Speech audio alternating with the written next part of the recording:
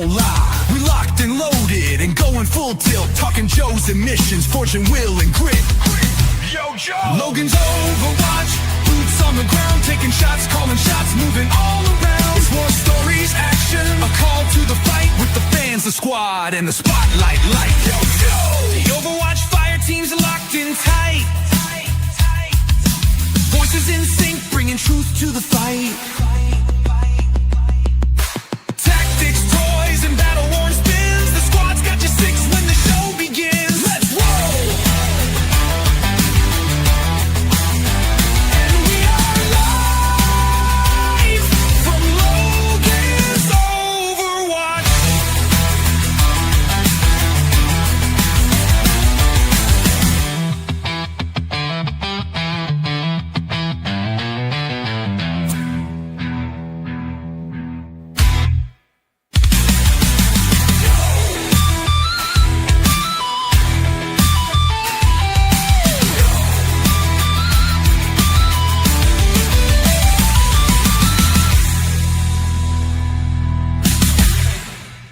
Mature content warning.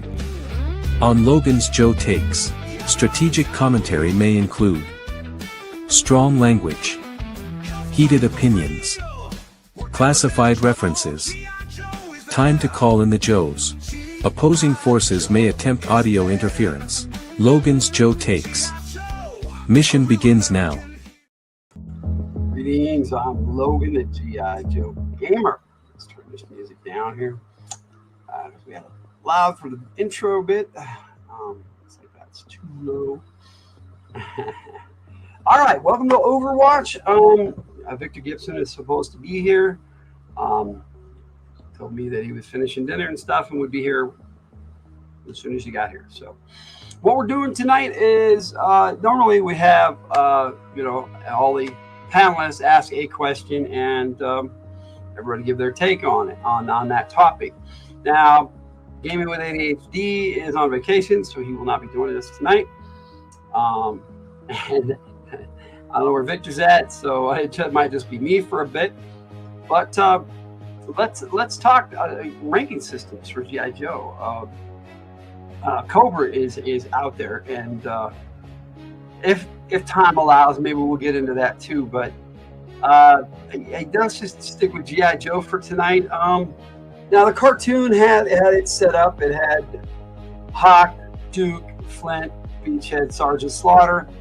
Now, the comics had a very similar, command structure, not including Beachhead. However, had Stalker in that position, and so I kind of go with all of that in my own. I have Hawk and his senior NCO Duke, the first sergeant of G.I. Joe. And then his second in command is Flint. And Flint's senior NCO is Beachhead. Stalker is kind of Hawk's, his secondary senior NCO. And his main field leader in the comics, actually. And so, yeah, Stalker's like right up in there. And as far as I'm concerned, Scarlet is, since she's become a lieutenant, she's the officer in charge in that unit. You can be co-host and make stuff up. Oh, you know what? It might be my fault. Let me double check here and see if I have properly. Nope, I did not. So here it is. I needed to post the link.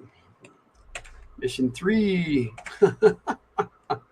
Well, it's my bad. Victor's waiting on me. Victor's waiting on me, not me waiting on Victor. I'm sorry, Victor.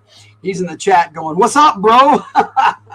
And me, I thought I'd already had the link posted, but it was for the last show. But it's there now, bro. And so you can join me whenever you're ready. My bad. It was me. And so anyway, so that's the ranking structure of the Joes. You've got Hawk and Duke, Flint, Beachhead, Scarlet, and Stalker. Now, also, you have Falcon and Sergeant Slaughter. That's the way I see the G.I. Joe ranking system. And there he is, the man himself. Sorry, Victor, that was my bad. That's okay. I figured there was something goofy going on. No, it was me, dude. I had forgotten completely. It was because I was doing the other show just before this, and it's completely my fault. I had thought I'd done it already. Yeah. So anyway, what is your take on GI Joe ranks? I kind of gave mine, and then I have a book that I've been putting together over the years that we can take a look at. Hold on, just Put you on the spot when you just got here. what was the question? Okay. I want to say hello first and introduce yourself, and then we can jump into the question. Hey, I'm Victor Gibson. I'm here with Logan for another crazy G.I. Joe Overwatch, and I'm happy to be here. Man, it's been a long day. But yeah, I know what you mean, dude.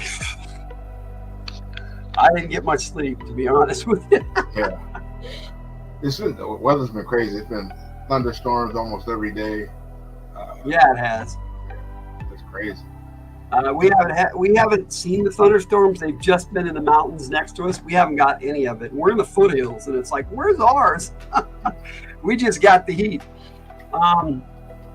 Anyway, I was explaining that the way the ranking systems were set up for G.I. Joe is that you've got Hawk and his NCO, Duke, and Flint's senior NCO is Beachhead. For me, anyway, that's the way I see it. And then a Falcon and Sergeant Slaughter, and Scarlet and Stalker, and that's the main command structure of GI Joe. I mean, there are other Joes that have higher ranks and stuff, but that's the senior command staff, as far as I see it. Yeah, I wanted to ask you: is GI Joe, does it follow mostly the Army's chain of command, or is it a mix? Since it's part of everything. It really is the Army. They go by the military ranks, according to Larry Hama, and I've got a really cool booklet that I picked up that went into detail. That's like the ultimate guide to G.I. Joe, and it explains in there that G.I. Joe adheres mostly to the military ranks, and it actually had the military ranks in there. It was pretty cool. You're having bad thunderstorms every freaking day, Jess. Sorry to hear it. What's crazy about Overwatch? Nothing's crazy about Overwatch. It's just a military term that I thought would be cool for a G.I. Joe show. Anyway, so that's kind of how I see things. So, what's your take? Man, let's see. Even back in the old days in the old show, you were never really sure what the rank structure was really like. You knew, Hawk was the top dog, but since it was such a mixed military operation, hell, I think even a couple of Coast Guard guys were in G.I. Joe. And they had Cutter, yeah, and it was just like a big, goulash, and I really enjoyed the fact that you could see Navy guys next to Marine Scout snipers, Army Rangers, and it's the best mix of all the special forces. It really is. And sometimes not special forces. Like Cover Girl, I think she Army Corps of Engineers, wasn't she? They originally just had her as a sergeant, and that she was a mechanic, and she just wanted nothing to do with being undercover and all that. But she found out that she was pretty good at it because of her history with makeup and all that. So I have a special take on Cover Girl, which we'll get into when we get into the rank that I put her in, and see what you think. I think they're covering their asses because of the floods in Texas. Yeah, it's not just in Texas. They're having floods all over the place, and they're just not talking about it. If I heard right, Victor, aren't they having floods in your state too? Yeah, everywhere, man. Everywhere. Yeah, it's crazy. Yeah. They're just talking about the one in Texas, probably because it was the biggest one. But yeah, and it happened within a few hours, man. Yeah, and hearts and prayers go out to everybody. Because last year when the hurricanes hit, thousands of people died. They still don't really talk about that. No. Yeah, there's a lot of people, and it's still, Biden administration abandoned us, but we're not talking about that, right? No, we're just talking about the arm of that government. No, we're talking about a fictional arm of that government that deals with terrorist activities. I think the concept of G.I. Joe and the ranking system that they use is interesting. And in the Ultimate Guide, it says that sometimes specialty trumps rank. And so they put a Joe in charge that was of a lower rank just because it was his field, his specialty for that mission. And I get that, but in a lot of ways, that the military doesn't work that way. No. Hama never worked that way. Yeah. Have you ever seen it blow up in their face in the comics? Oh yeah. There was in the IDW series, they were supposed to go to capture Darklon, and that was their primary mission. Destro's cousin. So there's still people missing that'll never be found. This is true, Jess. It sucks. But their primary mission was to get Darklon, and they went in, they got him, but Darklon got shot, and Lady J got shot, and Flint was in command. And they had enough supplies to save one of them, and Flint chose Lady J. And as it turned out, they also were able to save Darklon, but Hawk got pissed at Flint for choosing Lady J over the mission, and made it so that Lady J and Flint could never be on missions together. I would have chose my friend too. You know what? I think Flint would have chosen any Joe over Darklon. Not just Lady J. Yes, he loved Lady J, but I think he would have chosen any Joe over Darklon. Yeah. It's like, no more glue. Crazy Dracula name, or exactly. And Hawk respected Flint for that, but it was also like they had a priority. They had to have Darklon as a prisoner, and it was important. He had important intel that he was going to give the Joes. He had agreed to turn over. He'd agreed to talk basically. Yeah. In exchange for immunity and crap. That was Destro's brother, right? His cousin. Yeah. Cousin. And they didn't say how close a cousin. They just said distant cousin. But they were in the same. Darklon is in Destro's family lineage. And Lady J is too. Yeah, and Lady J is too. That's what made that so interesting. Yeah. And I don't know if Hama said he never watched the cartoon, so I don't know if he prescribed to that story, but I do. I like that one. I thought it was cool because it gave a lot of depth to both of those characters. Yes. Oh, most assuredly. And I try to take a good mix of both, but most of my storyline I base off of Larry Hama. The comic book. Because the comic was just so much better. I mean, I love the cartoon. You can get away with more in the comic, The show was definitely a children's show. When they gave Larry Hama open season to start killing Joes and Cobras, he was just like plow, right and left. And I was like, damn, dude. And he forgot. That's what he said. He had killed Sneak Peek off in an issue of the Marvel run of G.I. Joe. And during the IDW series, Sneak Peek just suddenly was back. And they were like, well, how are you back? And then he goes, I forgot that I'd killed him off. That's what Larry Hama said. And he goes, so I wrote a backstory in that they faked his death. And it was kind of cool. But at the same time, it was like, way to go, Larry. There's so much to remember. I get it. Yeah, he's only been writing them for 40 years. So. This is true. More than now. Yeah. Anyway, I've got this book, like I said, that I've been putting together for a long time. Did you have any questions or any topic you wanted to bring up before we jump into this? Let's see. Did you talked about movies last week?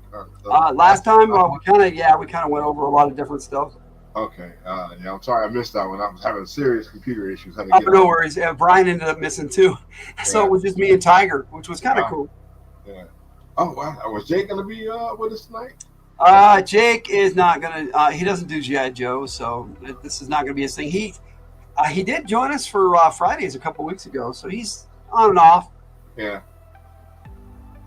Let's see. Questions. Let me see. How many times have the Joes have to relocate their main headquarters? Well, it depends on what you're talking about. Cartoon, they never did. Yeah, I'm talking. Their G.I. Joe headquarters. In the cartoon, they had the pit at Fort Wadsworth. And Cobra, they basically used that prefab fortress that they called the headquarters for the top of it. And Cobra blew that up and thought they had destroyed Joe headquarters. And so they remodeled the pit and called it the Pit 2 right there. And they still have that at Fort Wadsworth, even though they destroyed that pit again and remodeled it. And it's still called the Pit 2. It's weird. Did you ever play that G.I. Joe Atari game with the giant cobra? No, I never did. I got That was 2600. weird. Yeah. That was one of the weirdest games I ever played. No, I never played that. That'd been cool. I never even saw them Yeah, it was as like a kid. 400-foot tall snake, man. It That'd was be like, cool. what? Total character Joe and Cobra Logan. There are a lot of characters, so I have no clue how many, but Logan probably. There's around 250 Joes, a little more, and a little over 100 different Cobras. So, I might be. It's 200 Cobras and 250 Joes, if I remember right.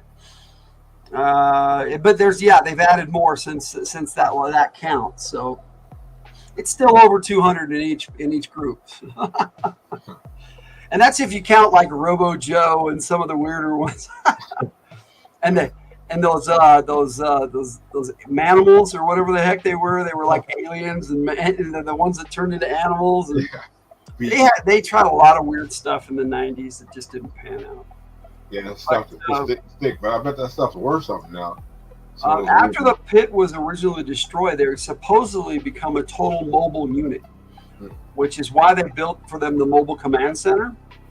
But they ended up going out into Utah and building the Pit 3 in the comic book. And I love the Pit 3. And I wonder if they ran some Megaforce out there. Yeah, and Cobra knows where it is, so it's like they don't hide anymore. They know Cobra knows where Joe headquarters is, and it's like, here we are. Come get some. The problem is, if Cobra invaded Utah, they have to deal with the Mormons, and that the Mormons are very well armed, man.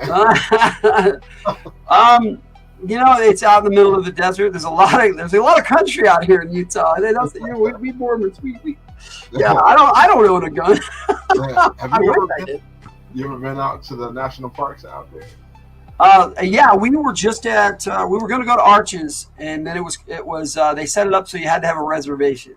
Oh, really? Within a month before we went, it's like I'd never heard of that for a national park. Weird, and you're a state resident, so I mean, don't you get any benefits? Yeah, that's what I said. I'm a Utah state resident. They're like, that doesn't matter. You have on the website it says that you have to have a reservation now, and then on the brochure, it was a little dinky line underneath all the rest of this cool stuff. It was like this little lettering at the bottom, like trademark, copyright information. And I'm like, I didn't think I needed to read that. And it was, you need a reservation to go to. See, that's messed up, man. And we could have stayed and called, but spent another day in Moab.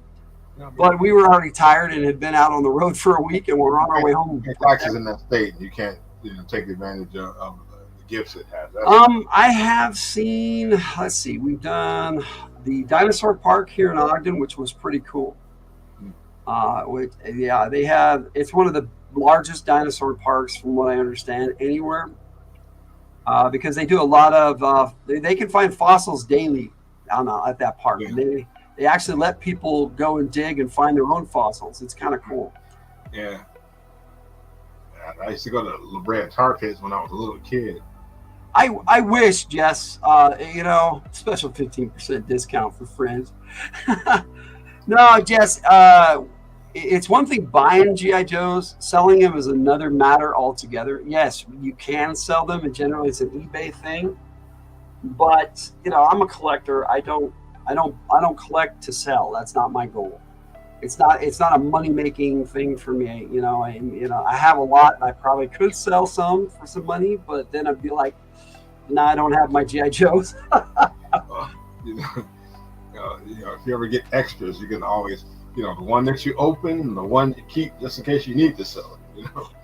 No, I don't own a gun, Jess. I have a katana, and I have some other weapons, and that's how I roll. We all have home defense, right? Well, yeah, I think I didn't get into guns because I probably like it too much. How long you're responsible with them? All right. So did I answer your question about the pit? Yeah. They have bases all over. They have the San Francisco. They have the Presidio is what they call it. It's like a language center. Yeah. So they had, like I said, they have an Arctic base and an Antarctic base, and they set up bases all over the place. Mini bases, really quick. Hey, what do you think? Sell to me? You'll sell to me. Hey, what did you think about the base in the first movie? The live action. Yeah, it was pretty cool. The one in Egypt. Yeah. Yeah, I guess that was like what, the pit 4. Yeah, it was massive, man. It was like, yeah, I was expecting the Avengers to be at the bottom of it. Yeah, I was going to mention the movie because they had interesting ranks in the movie. Yeah. And but where do you start? And I figured we should start at the bottom and work our way up, like a top 10 list, and talk about what you have to do to start out in GI Joe. And so, like I said, we'll take a look at this book. If you got another question, we'll take care of that. Or it was a Joe who was a policeman. Was that Law? Okay. Law was a cop. Shockwave was a cop. Yeah. But he wanted more action than the SWAT team was giving him. Man, danger jump. And he plays a big role in my GI Joe movie coming up, my GI Joe Lady Blood Right. And I gave him this really interesting voice and a lot of people are like, that's not Shockwave, but in his file card it says he's a tenor, he's a singer in a choir. Yeah. And so he has to have a nicer voice. Mm-hmm. It's not this nasty deep voice you would think that this SWAT trooper has. He's got a singer's voice, so that's what I gave him. You guys have like 23 guns. You'll give us one? Well, Jess, you'd have to make a special trip to Utah and bring it to me. I don't think we can ship that through the mail. Besides, I would like to go pick out the gun and go to the fire range and practice with it. And have you ever shot a gun before? Oh yeah. 30-06. What was the pistol I shot? I think it was just a 22 pistol. Mm-hmm. And a 22 rifle. I shot the shit out of 22 rifle when I was a kid. But, not much other than that. I mean, I love the guns and I love action. And I always thought, man, if I had the money, I would probably collect guns more than I would GI Joe. But it'd be a good thing to at least have a shotgun just for home protection. I thought I'll fire a shotgun. Yeah, that's right. I fired a 12 gauge. And an 8 gauge. That was weird. Yeah, it's pretty much bird shot. You can have Ray's Taurus 9mm. He doesn't like it. Well, I could probably handle a 9mm, Jess. It's a standard little gun, but yeah. So if we're good on questions, we can start looking at this book and okay. Give me your take, and I'll give you mine, and we'll see what's going on here. Every GI Joe has to start at the bottom now, and this is your two bottom ranks. You've got your infantry, the green shirts, and the Steel Brigade, Steel Corps. Originally, it was called Steel Brigade, but they lost the rights to the name, and now Valiverse has it, and so they changed the name to Steel Corps and still make the figures. That was kind of a dumb thing. Do you have one? I don't have one of the original ones. I ordered it and never received it. Oh, that's nice. I do have with a female and a male Steel Corps trooper, and they came with jetpacks and blast effects and all that cool stuff. It's a really nice set. I do not have the new green shirt that's out. I've been planning on getting it, but I've got in the Hey Nature Dog Realms. Hello, Mama Chris. How you doing? Good to see you. So the green shirts, I bought a 4-pack, and I named my Joe, so they're going to be here too in this list. I named all 4 of them, gave them code names, and I wrote file cards and everything for them. Let's see. Jess says she has not fired a 12 gauge. You're afraid to. Don't think you have the shoulder left. Just the 410 Ray got for you. That's cool. All right. So, what is your take on the green shirts and the Steel Corps, Steel Brigade, whatever? Well, I love the classic art for the green shirts. It brings back a lot of good memories. And but as far as starting ranks for them, it makes sense, because you got your rank and file, green shirt Joes and guys who are obviously better trained special forces guys, and they get a matching uniform, a helmet, and a jetpack. Man, what can you say about that? Well, I like that. I like that they added the jetpack to the Steel Brigade Trooper. Yeah. And they made him the Steel Corps. And I Is like it the fact that they gave us a girl one. That was Is awesome. it the jetpack from the old days? Yeah, it looks just like it. Yeah, but it's a classified size. And now I got Starduster too, and he's got one. Yeah, I love that old jetpack. I had one. Oh yeah. I got one with Starduster. I never got the little platform with the jump jetpack. I never got that with Grand Slam back in the day, or by itself. They originally they sold it by itself, and then they packaged it with Grand Slam in '83. Yeah, because I would have Stalker hogging the jetpack all the time. You know? You can handle a 45, Jess. You most likely can handle a 12 gauge. 45s are a big gun. All right. Yeah. So this is like as far as I'm concerned, to start out in GI Joe, you generally have to be like a E4, a specialist, or a corporal. The only difference between a corporal and a specialist, they get the same pay. It's weird, but a corporal has more authority because they take a test to become an NCO, and that's the starting NCO rank. Now with specialists, they just do their job. It's like a low rank warrant officer. Actually, it's kind of cool. But let me see here. Let me scroll up here, and we'll take a look at the lowest ranking Joe. Now there are two E3 private first class Joes. What happened here? Did I lose that? There we go. Okay. Where's my? I lost it here. Where did it go? Hey, quick question. What rank was Chuckles? Yeah, there it is right there. That is the question, isn't it? Chuckles was originally slotted as an E5. And I have no disdain or real love for this character, Ambush. So I left him at the E3 that they made him, private first class. And he was one of the last Joes to come out in 1990. So I don't see how, in my storyline, why he would have been promoted just yet. He may have made. I don't even remember that character. I don't think I've ever. He was in the Deke cartoon, and he had a lot of interaction with the character Pathfinder. They were pretty good buddies. If you don't know the '90s Joes, then you don't know. But he was pretty cool. It wasn't that bad, and I don't know why I keep losing the. I scrolled up, and for some reason it closed it out. That was so weird. But anyway, so yeah, the other E3 was Robo Joe, and I never had that one. So if I don't have it. It's not in this book. If I never had it in some form or capacity, yeah, and so I've had most of the Joes at one point or the other or another. But there were some that there's like they brought out a bunch of them in the 2000s that I didn't get. There was a whole Steel Brigade unit that I never picked up, that it was sold in a 5-pack. It was kind of a 4 or 5-pack, if I remember right. It's pretty cool. It may even have been a 6-pack. Yeah, I remember those. Yeah, I remember seeing them in the store.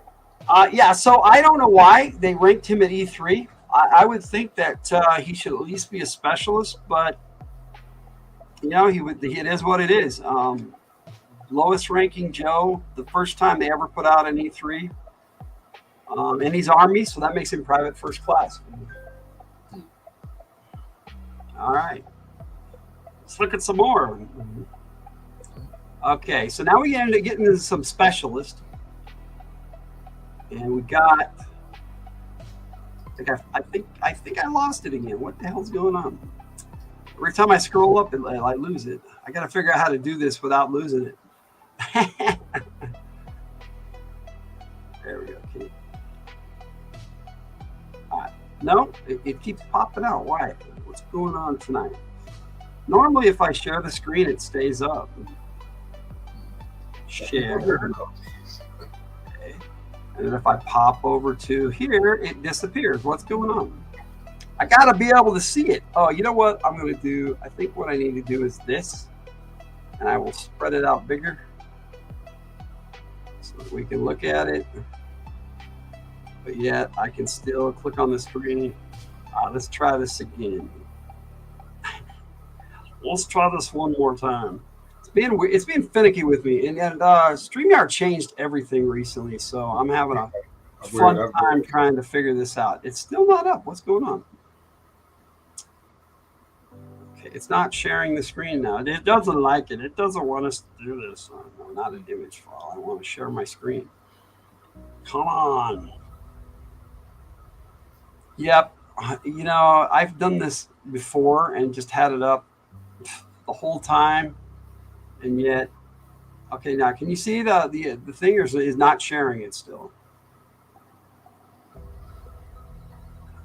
Okay, let's see.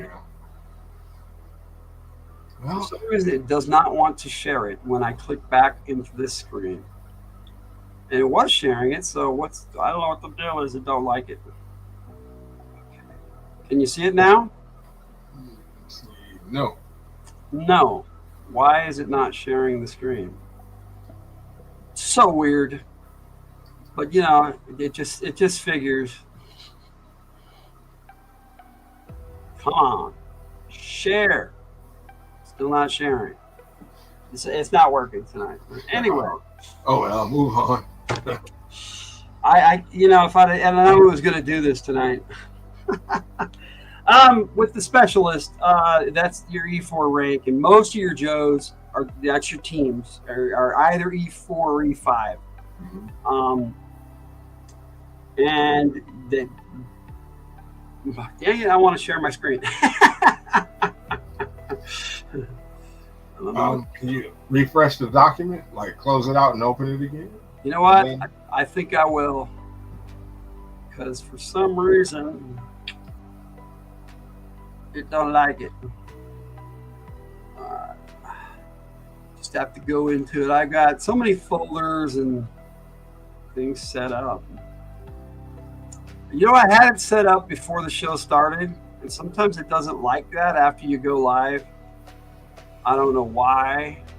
Yeah. Next time before the show, restart your computer. Yeah, I did that today. Okay. So I try to do that before I do a live stream. Okay, let me set it on the right page, and let's see if we can share this now. If it likes it now, it just didn't like it. Just don't want to share anything. Not sharing. Usually has a thing that says share on it, and it won't share it.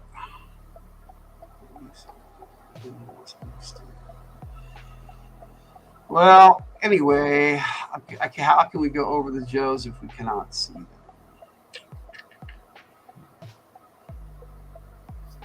Yeah, it's just not sharing it, so I don't know what to say. Bummer. But anyway. What book is that anyway? That's my book that I've been putting together for about 15 years. Oh, okay.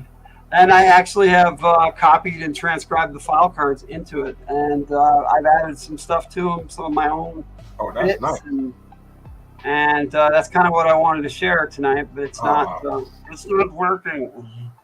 And it's probably not behind the wheel. What's that? How big is the file? 75 meg or something? It is 24.5 megabytes. It's not that big. Oh, okay. Because I just, I copied and pasted the photos, the images in there of each character. At some point, I wanted to have an image that I had AI generated and put it in there, but I haven't gotten around to that. It's like I said, there's like 250 characters, and Joe, Cobra too. Yeah, and then I have a book for Cobra. Yeah, and I wanted to do that one too, but we can talk about it. And if we're just talking about not showing everything, then I guess that'll work. But I kind of have. I'm drawing a blank now that I can't see what I'm looking at. What we're supposed to be looking at. Can you open it on just your computer? I had it on my computer. Yeah, just you can look at it on your Let me desktop. see if there's another way I can share it as a PDF. I could share it as a PDF. Let's see if we can do that. I can load it as a PDF, and maybe that'll work.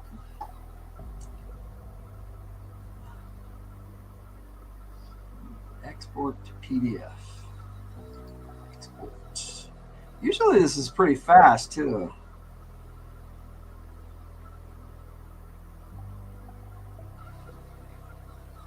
So we'll see. We'll see if that works. But in the meantime, above the specialist, like I said, is the corporal, still E4. And then above that is the E5, which is your basic sergeant, NCO. I mean, your NCO rank start at corporal, but specialists aren't considered non-commissioned officers. And I've done a deep dive study into military ranks and trying to mix them and integrate them. And for G.I. Joe, I try to keep the same ranks. Once they get in G.I. Joe, they get the G.I. Joe rank. Yeah. Let's see. I have no slides. Okay. Let's try that. My dad was like E6 when he got out of the Army. Okay, upload the file. Let's see if this actually works. Well, it's uploaded at least. And then above E5 is E6, which in the Army is Staff Sergeant. Now, Navy has a whole different set of ranks, and at E4 it starts at Petty Officer, third class, and like an E5 is a Petty Officer second class, and then E6 is Petty Officer third class. Then when you get to E7, which in the Army is Sergeant first class, you got your gunnery sergeants and the Marines. In the Navy, it's Chief Petty Officer, which is what Shipwreck was. Shipwreck's one of my favorite characters. Yeah, I hear about that. I just like his personality because he. Eventually he would have been promoted to a Master Chief Petty Officer. At least I think so. All right, let me see. I can add this to stage, and if I can pick a slide, and I don't have to start at the top. I think we want this one. Agent Helix. There we go. This works. I didn't know we could do this. This is pretty cool, actually. Is her leg behind a box, or is she facing through a wall? Yeah, her leg's behind a box. Okay. Yeah, there's not much media on Agent Helix, but Larry Hama did a 4-part limited series called Silent Option. It was pretty cool, and it was led by Bomb Strike, who it's kind of weird. She's like an E4, but she was leading Torpedo, she was leading Alpine, and a bunch of E5s. And Torpedo is originally a warrant officer, but I think his rank should be much higher than that. But I think she's properly placed as a specialist. I don't know if you know much about Agent Helix. I've seen her, but I didn't know much about her. Yeah, she's IDW era character. I think. When she came out? She came out for the Rise of Cobra video game. Oh, okay. And she was a character in that, and she was. I like playing her in that, and I was happy to pick her up as a Rise of Cobra figure, and then again as a classified figure. So she's got. How close does the figure look to the illustration? Just like this. I mean, if I knew which number she was, I'd go grab her off my shelf back here. But her hair is kind of out there. And I actually used her head for when I swapped out CoverGirl and made her Superstar Satin. I used Agent Helix's head when she was Satin. So that was kind of fun. And then, this is your second dial tone. She was only in G.I. Joe Resolute. Have you ever seen that? Yeah. Okay. Yeah, she's Dial Tone's sister. And so they just called her Dial Tone also. Which I thought was pretty cool. So you got Jack and Jill Morelli. That's their names. We have original parents. All the stories we have about Jack and Jill, right? This is your second breaker. And I think he's placed aptly as a specialist. Yeah, I liked him in the movie. Yeah, I did too. I thought he was pretty cool. And the original breaker in the comics was dead. So So it's nice to carry the tradition on and give a new Joe the old code name, which is what I think they should do. When they move on the Joe team, They should keep the code names and just have new characters, and I don't have a problem with that. Well, I can understand why they don't, because you know, even surviving friends might be like, "Hey, man, that's not Breaker. That's." Gets confusing. I get it, because his name is Abel Shaz, and then Breaker's name, if I remember right. Oh, man, I just had it looking at it the other day. Yeah, it'll come to me later, I'm sure. This is Tiger Claw. Are you familiar with this character? Oh, Ninja Force guy. Yeah. He actually was never. I made him part of Ninja Force, but he was never really Ninja Force. He came out in the Spy Troops and Valor vs. Venom era, and he was in both of those movies. No, let me see. No, he wasn't in either of those movies. That's right. It was Kamakura that was in those movies. Tiger Claw, it was Snake Eyes' last apprentice. Has he always had that color scheme? Yeah, and I only have one figure of him, and it's okay. I wish they'd bring out a classified version and make him look cooler. But yeah, he's aptly placed as a specialist. And so I didn't do anything. Like I said, sometimes I don't do anything with their ranks. Here's your Bomb Strike. A Bomb Strike was, I don't know if you know much about the Devil's Due storyline or Image. She was with the Image before it was what they've got going on now with Larry Hama. When they had the contract for G.I. Joe when Larry Hama wasn't writing it. And they had a storyline with her two brothers, Barrel Roll and Blackout. And they all signed up for the Joe team, but their oldest brother, Barrel Roll, not Barrel Roll, but Blackout, washed out from the Joe team. And he got mad because his younger brother and sister made it into the Joe team and joined Cobra. Oh, man. And he actually kidnapped his sister. And so they had a storyline where Barrel Roll had to go after her and save her in that. And it was pretty cool. Like I said, she was the star of Silent Option, and Larry Hama likes this character and uses her as a team leader a lot, which is weird because her rank's only E4. So I was thinking that she should at least be a sergeant, the way Larry Hama treats the character as a team leader, or an E6 or 7. If she's going to lead a team, she needs to be a sergeant. I've got this figure, but I think that's the only one that's ever come out, and she came in a 2-pack, I think, with Blackout, her brother.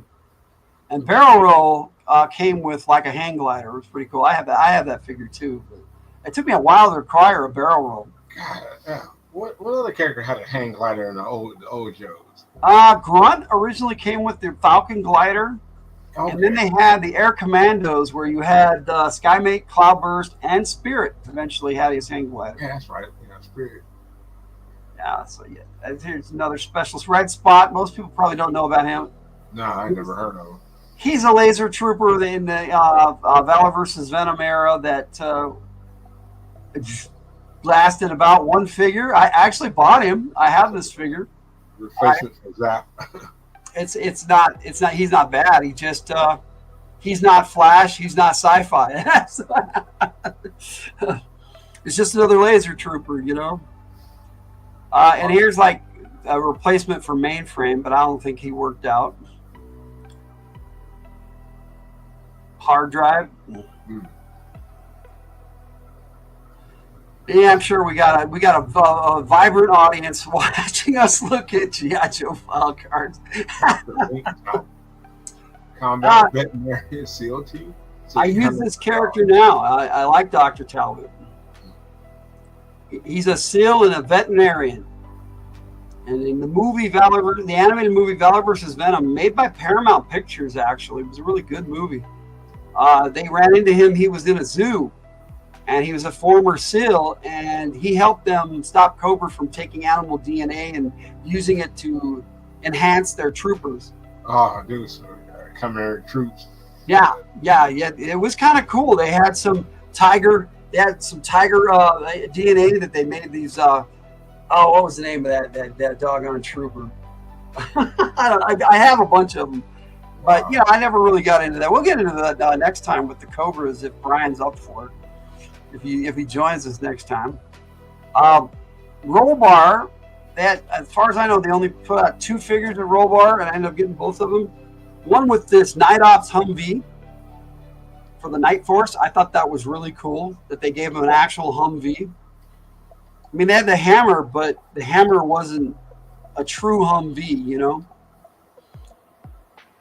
Are you familiar with Roll Bar? No. No. Later on, he came in a 2-pack with Beachhead and a motorcycle called the Snarler. Is he's from the 90s or the early 2000s? Early 2000s. Okay. So I'm less familiar with the early 2000s guy. Yeah, a lot of people are. You getting hungry? Trying to get something to eat because waited too long. No worries, no worries. We're just talking G.I. Joe shit right now. Which is what Overwatch is supposed to be for. Yeah. I was gonna ask you. They said they have a lot of vehicle troops. You know, Yeah. it's an excuse to sell more toys, really. According to Bob Budiansky, G.I. Joe wasn't supposed to be an action figure line. It was supposed to be a vehicle line that included action figures. Huh. I mean, He was the guy originally promoted G.I. Joe. So. Yeah, the vehicles don't have as much personality. Yeah. Yeah. So Ended up being I do love the vehicles, though. I mean, Larry Hama writing the file cards was the game changer. Yeah. People love these file cards. Now, I have these situated in rank and seniority. So what we're seeing here is a bunch of Joes that you probably won't know. High Tech. Are you familiar with High Tech? High Tech, yeah. Yeah. He came out in the 2000s. He's one of the ones that stuck around. I like this character a lot. He's like their... I joked with Hawk saying that High Tech has a higher security clearance than he does. And while Bill asked Hawk in my storyline, how is that even possible, Hawk? And he goes, hey, it comes in handy sometimes, let me tell you. I don't know. It's classified. This was Bonsai. Came out in 92, 93 for the Ninja Force. It looks like Casey Jones. Yeah. And they used this figure for Vega in this Street Fighter line. Yeah. Or the Mortal Kombat line, Street Fighter, I think. Yeah, Street Fighter. And because they did both, G.I. Joe did both Mortal Kombat and Street Fighter. I have a couple of those. I have the E Honda and I have the Night Force Guile. It's kind of weird. They had a Night Force Guile. You gotta have Cammy, man. I can't even find that figure on any list or anything. I've got a Night Force Guile. That figure doesn't exist. Well, I have it. Yeah, this guy, he was pretty cool. Like one of the last of the 3 to join Ninja Force. Him, Bonsai, and Teginzu. And Teginzu I never got because he was like a vehicle driver. It came with something called the Battle Axe, and I never even saw that thing in stores. It was like one of the last things that G.I. Joe put out in the 90s. Always wait till you're shaking. Don't do that, Jess. Go get something to eat. Wait till you're shaking. I like this setup of slides. This is pretty cool. If you're not interested in this, Vic, we can do something else. No, I'm good. I was just typing tell Jess to go eat. Yeah, me too, man. Tell her to go eat. This Ozone was part of the Eco Warriors. Yeah. And I always thought Hasbro dropped the ball on the Eco Warriors. Definitely. Eco Warriors sucked, but they did have a couple of good games. Hey, look at this. We got Purr in the house. Hey, Purr. Victor with the Captain America shirt. Do you want one? Yeah, I got a Cobra shirt, but everybody has one of these. I'm sorry, but I distributed them myself. The reason why I think they dropped the ball is because in the first year they had Flint from 1985, and then they had Clean Sweep and Ozone, and the next year they had Deep Six and Barbecue. Yeah. And Barbecue was from 1985. And who else came out in 1985 that they didn't use? 85. Let's see. Barbecue. Yeah, I like Barbecue. He was hilarious. I did too. He belonged to the Eco Warriors. Carrie says hi. Well, we say hi back. I tried, buddy. I tried. Airtight. That's who I'm thinking of. Airtight's the hostile environment trooper. He was the hazmat trooper for G.I. Joe. And yet he was not included in Eco Warriors. That's weird. Yeah, I know. And then in the vintage line, he is the only hazmat trooper other than those in the Eco Warriors. Clean Sweep and Ozone were the other two, but he wasn't included with the Eco Warriors. So he only has one figure in the vintage line, which he's my favorite character. So that kind of, and they still haven't put him out in classified. All the figures released in 1985, officially now with Footloose, who I have right here. They now have everybody out that came out on a card for 1985 except Airtight. My favorite. That's so weird. It is weird. It's like they're afraid of his name. Because if you Google his code name, you get some trouble. Yeah, also, this is a cool looking figure. I liked him better than the Clean Sweep figure. It was right here. This should have been Airtight. I mean, he looks like Airtight. I mean, he takes off his helmet and he's not Airtight. He was a bald dude with a big thick mustache. Yeah. Do you have the fridge fairy? I never got a fridge figure. That's one I never even saw the little proof of purchases for him. Yeah. I don't know if it was just my area or what, but I never did get a fridge figure. I wanted one.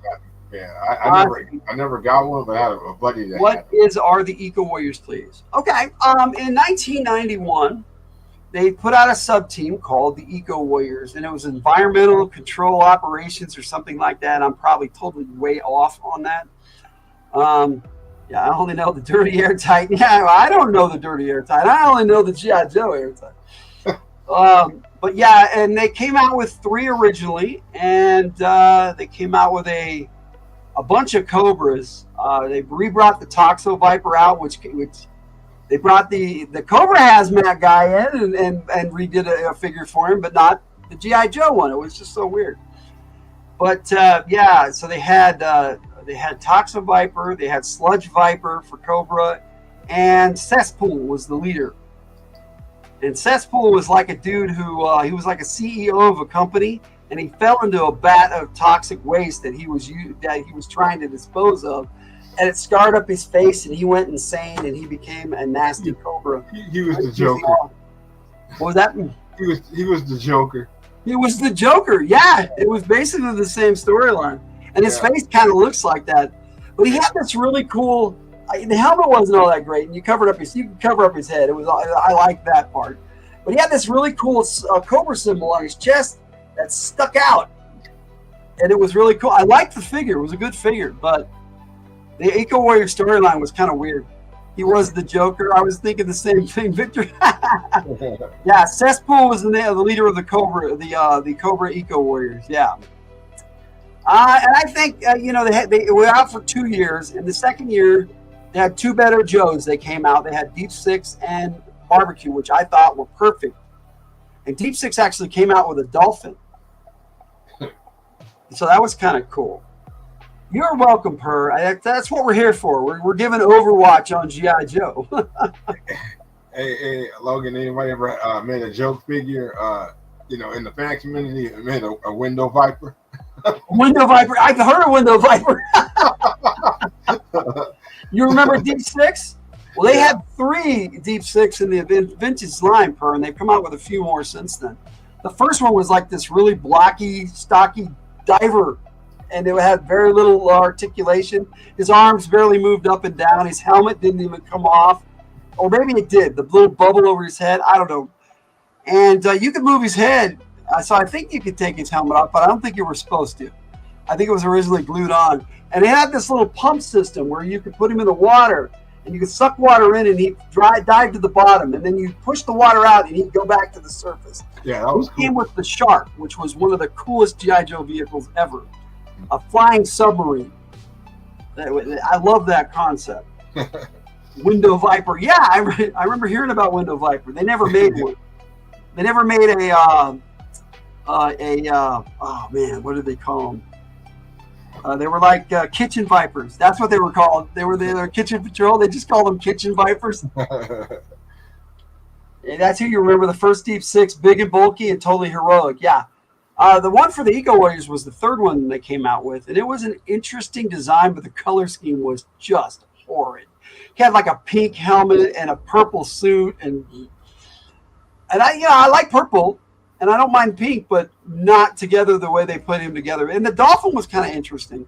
And originally they messed up in the original Dolphin. Some of the packages, and it's worth more. But some of the packages with Deep Six and Finback, I think the Dolphin's name was, it looked like a killer whale instead of a dolphin.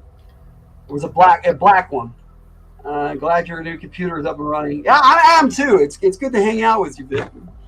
Yeah, it feels good to be connected again. That was a rough time. Man. I still got to get back into my regular habits. I'm gonna click on my light here. Yeah. Okay. So you can see me. I'm in here in the dark. All right. So I think we talked Eco Warriors enough. The Sarlith might not be opposed to doing that for another magic device. Bad girl, Jess. Bad girl. Bad Jess. You know, you're the reason why I usually have the purge horn set up, but I don't have it today. It's going to be all ready to go for you tomorrow night, Jess.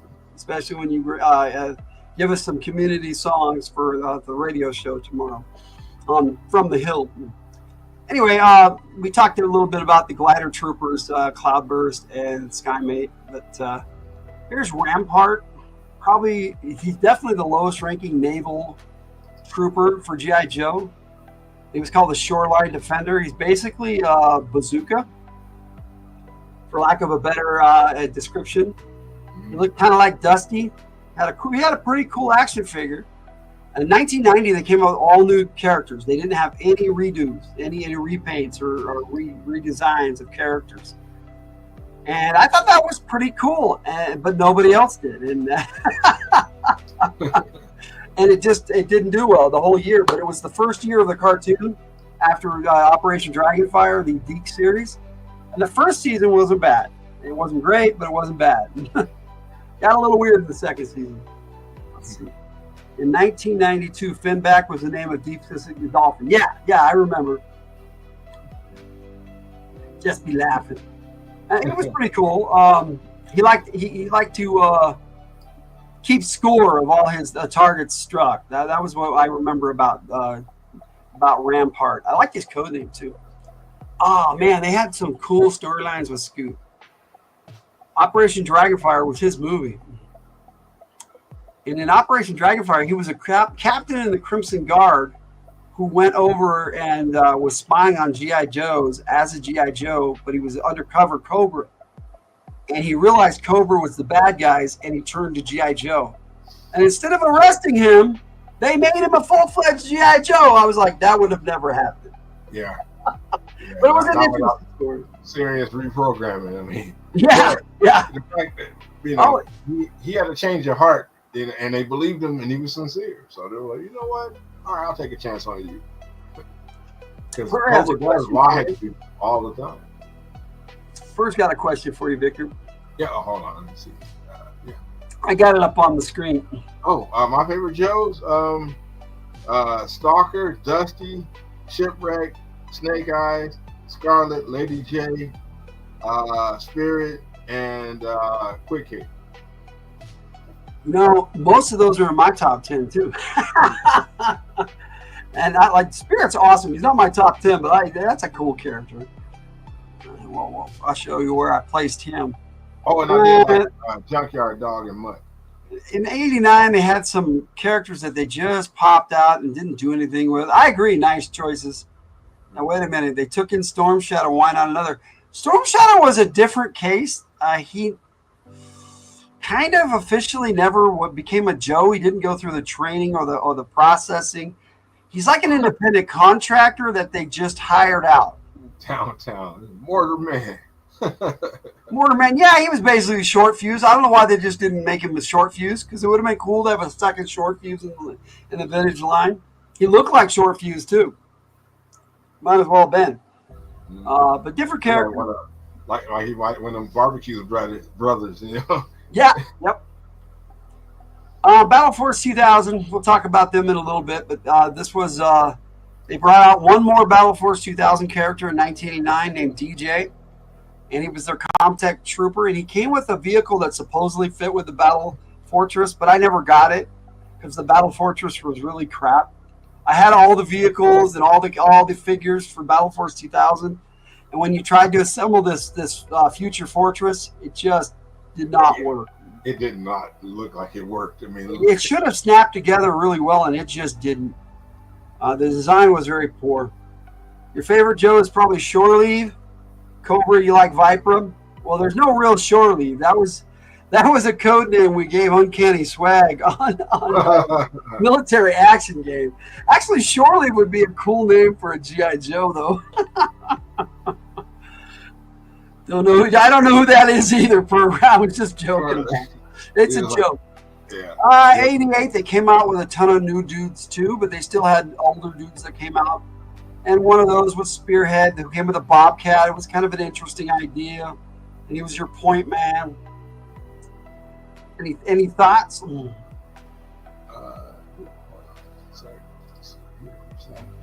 Spearhead and Max. Is that a Bobcat? Yeah, he came with a Bobcat. And the Night Force version of the Bobcat was black. It was kind of cool. Wow. Man. We got to red interrupt this. What's up? What is he using? A Galil? No, dinner did not happen. We're waiting for Max. What was the question? Sorry. What kind of gun is that? A Galil? Looks like an Israeli. It is a made-up gun. It has a banana clip and a regular clip, and it's huge. It's like if you stand it next to the character, it almost comes up to his elbow. Wow. Yeah, and it had this big old strap, and it was not usable. It broke a lot too. Yeah, Shore Leave is a joke from your husband about a character from the Venture Brothers cartoon, same name. Oh, okay. So that's where that comes from, is Venture Brothers. Oh yeah, I remember that. That's not a Galil. I don't know what that is, but I'm willing to bet that's not a Galil. I don't know what a Galil is for, but Galil used to be a standard rifle for the Israeli Defense Force. Okay. It's kind of a Franken gun. It's all over the place. This gun was all over the place, and it had a silencer on it too, but it was a machine gun. I find that to be hilarious when they put a silencer on a machine gun. A suppressor. Let's do it. Let's call it what it is. But there you go. Skid Mark. Oh, one of the most unfortunate code names in all of G.I. Joe. Yeah, man. That is not a name worthy of a Joe right there. Now I couldn't find any reference for it, but they did bring out a Collectors Club exclusive and called him Treadmark, but I could not find that he exists anymore. And I remember seeing the figure. So they did redo this figure. He was bright orange for the desert, and it was like, I had this figure and I never had the Desert Fox, and I never went out of my way to get the Desert Fox, but I ended up getting it in a trade with a bunch of other figures and stuff just a few years ago. The Desert Fox is an awesome Jeep. It really is. And he actually looks good in it. I'm like, oh, okay. That's why he looks that way, because he matches the vehicle. Every time I say silencer, Ray has to correct me to suppressor. Silencer is a gangster term. The militaristic term or correct term for a silencer is a suppressor. Whatever. If you have any thoughts on any of these guys, let me know. But, we got a lot to go through. I want to hear more about Skid Mark, man. You want to hear more about Skid Mark? Yeah. I mean, the guy He was the kid that was held up by your mother as the shining example of everything you were not. He was annoyingly polite, manly, well-groomed, and excruciatingly successful with the ladies. There was a collective sigh of relief from his contemporaries when he received his first driver's license and subsequently shattered all known records for the accumulation of speeding violations. Oh, he brought me a Luna. Hello, Luna. Hi, Luna. Yes. Hi. I don't know why you like to show the cat in our face. but it should have loved it. Yeah, suppressors can be highly effective per a couple with sonic ammo, especially on like an Uzi, and it depends on the suppressor. Yeah, Skidmark does know clutch. They hang out in the motor pool together and they make fun of Skidmark's code name. Sounds like Skidmark needs to bleach his underwear. I thought Treadmark was just as bad a code name as Skidmark. Oh, man. And you know what? Most of the information I got about Treadmark comes from Hooded Cobra Commander 788. I don't know if you're familiar with that YouTuber. Yeah, He used to do a lot of G.I. Joe figure reviews, and when he did Skidmark, he may have made Treadmark up. Because he did this bit where he dressed up like Skidmark and had this little hash mark all the way down his back as he walked away. It was sad. Like he'd been run over by a Skidmark.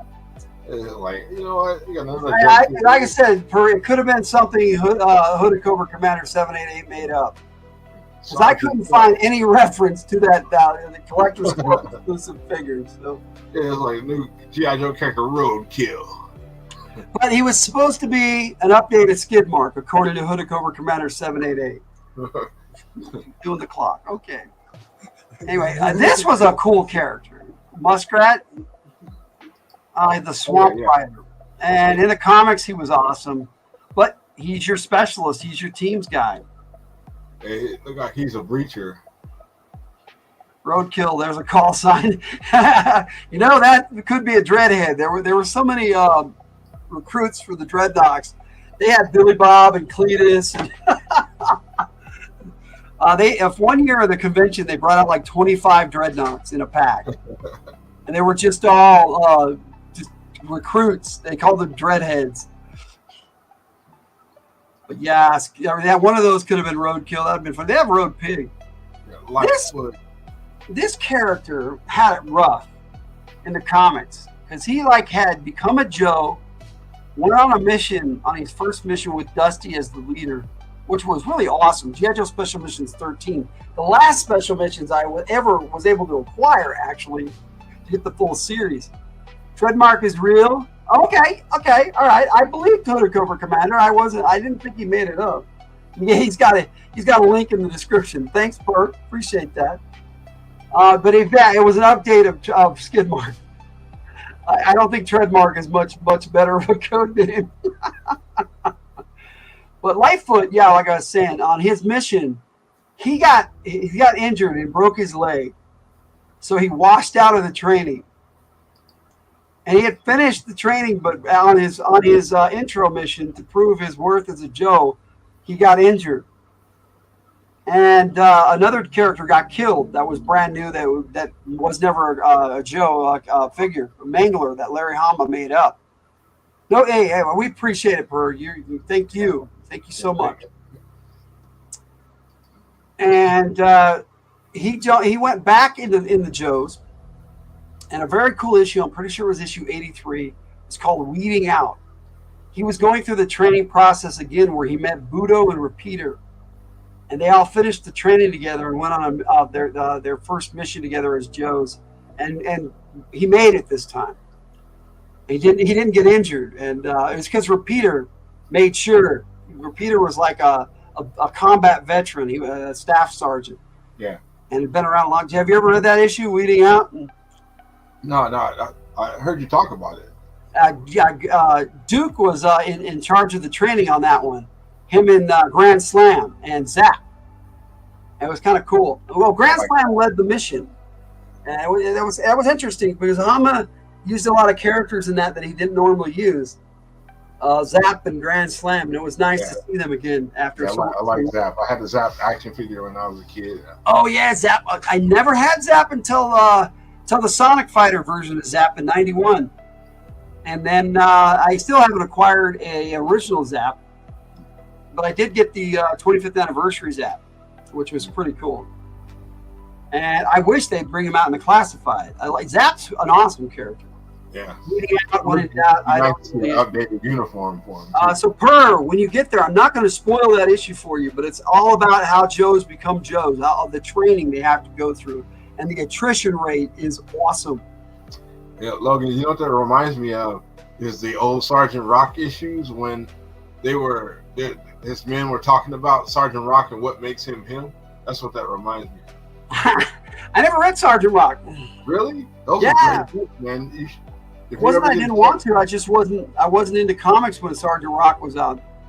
Udo is a G.I. Joe samurai. Yes, he is. Oh, and he's coming out in the classified, a new version of him this year. So I'm going to be picking him up as soon as I can. Sergeant Rock and his Howling Commandos. Woo! I never read it. It's not that I didn't want to. Yeah, it was a great book, man. I think you really enjoyed it. I probably would. I've heard a lot about it. Let me see here. Let's get on it. Hit and Run. Like I said, these were just a bunch of team guys that they put in. And in the comics, Larry Hama didn't use them much. Didn't mostly in special missions and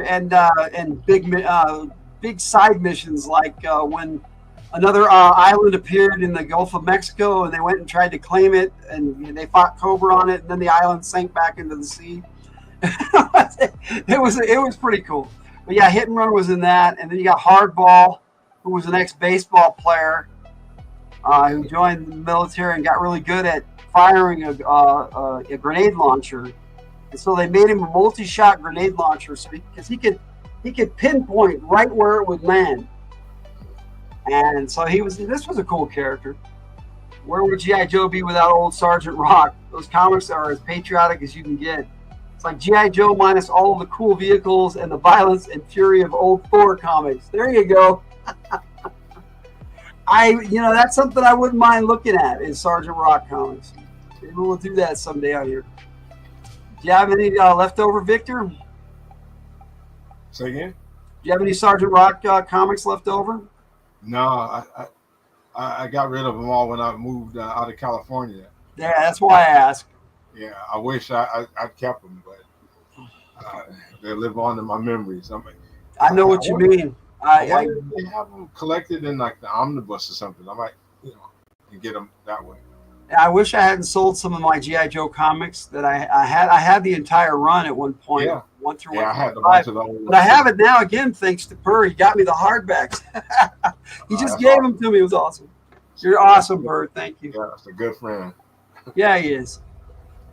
This guy tried to replace Blowtorch. Cool concept, cool code name.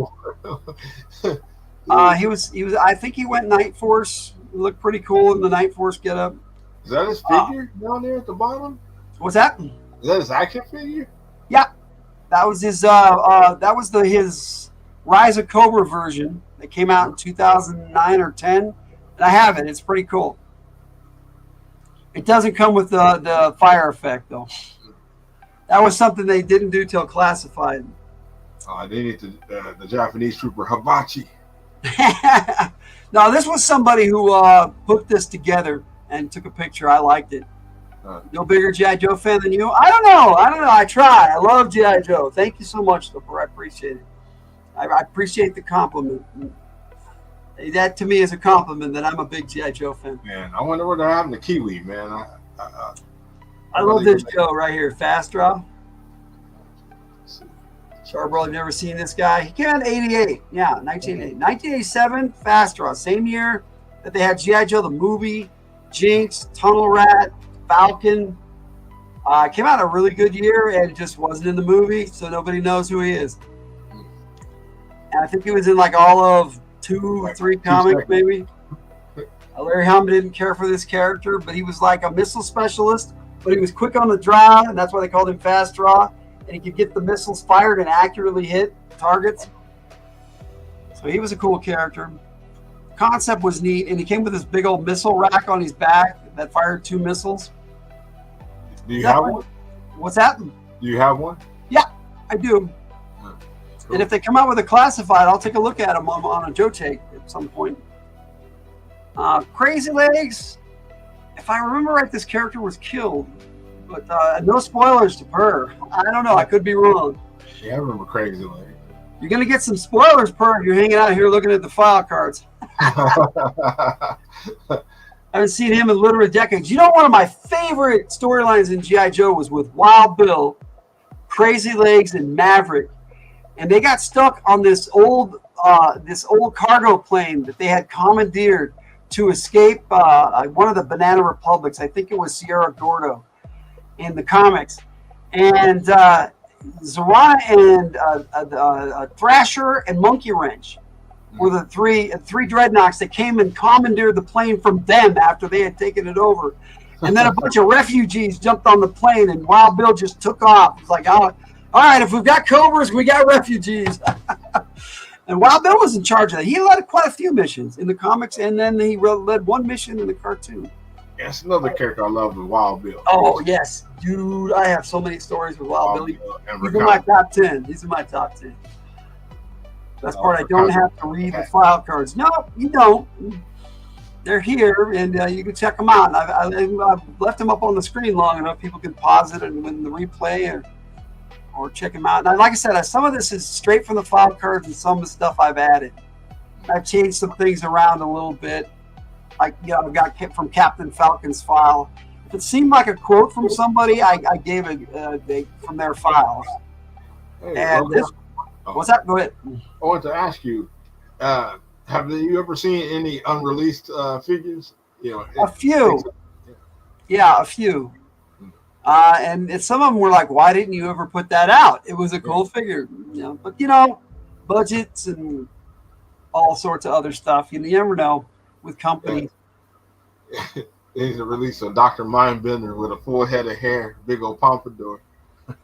Yeah, I know the Sergeant Rock Omnibus is real too. It's maybe someday in the future, whatever. I have more money than I can shake a stick at. Then I'll probably be buying all that stuff that I've wanted for so long. The Sleek is too long. I can't add it, but it's on Amazon. Okay, thank you. Thanks, Per. Appreciate that. They probably have a PDF available too somewhere. Law and Order. Yeah. Law and Order is that cop we were talking about. Yeah. And he was my favorite 1987 figure.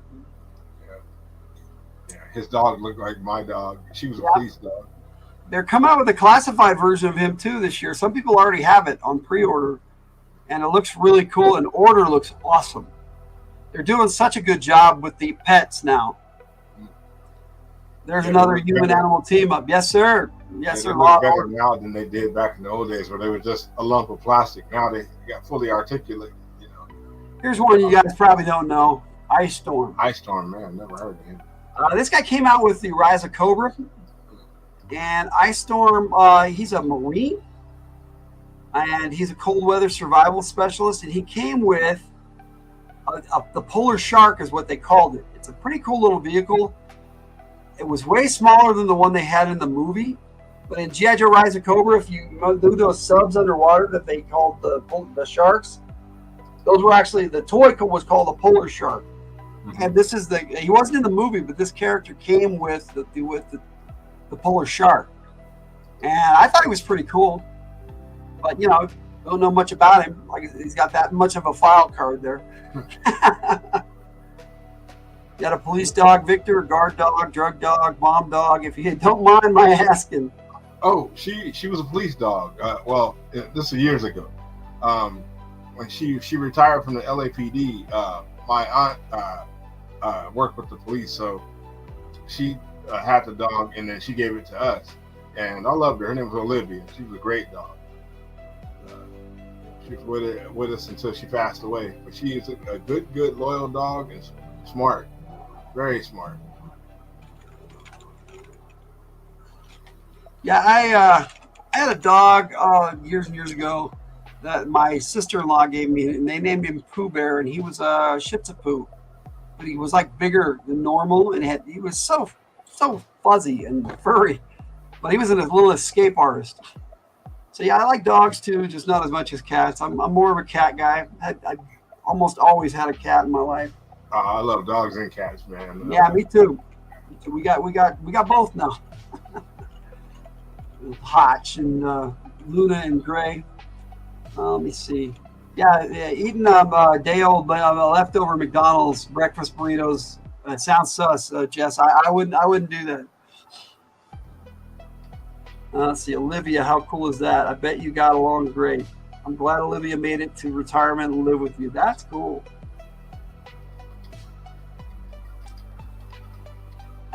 This guy came out with the Pursuit of Cobra line in 2010, 2011. And he came with a version of the Ostriker that was a Night Force Ostriker. And he was a SEAL team driver. That's what he did. So they didn't have one of those. I thought it was pretty cool. So just they had so many characters. Like I said, they had so many. This Kickstart came with the mechs that they came out with for Pursuit of Cobra. One for Cobra, one for G.I. Joe. Ended up getting 2 of the Cobra mechs and 1 of the Joes. I don't remember how that happened, how that came about, but I ended up getting 2 Cobra ones.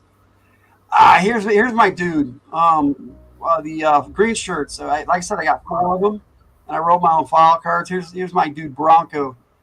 I made him an animal wrangler, so that they have a Joe that can actually wrangle animals for him and get them under control, wild animals and such. I thought that would be an interesting specialty for a Joe. Something different. Yeah, somebody handed him a pooper scooper and some bags. There you go. Wrangle all the animals you want. Yeah, we're in the lower ranks. We're still in. We're barely starting sergeants. Let me see here. Yeah, sergeant started with Ice Storm. Yeah, and he was a Marine sergeant, and he's Night Fox was a petty officer 2nd class in the Navy, and then, now you got all sergeants here, Sergeant U.S. Army. Is this a character? I had the figure. I made up my own character. Hey, is this Bronco character created by? Yeah, it was. Yes, I thought it was cool when you named your character Bronco. I was like, I got a GI Joe named Bronco. So it was like carrying on the tradition, as far as I'm concerned. It was awesome. There we go. Here's a 2000s character that stuck, man. This one hit. This was Kamakura. Snake Eyes' first apprentice, and in the comics, he was never called Kamakura. He was called Throwdown.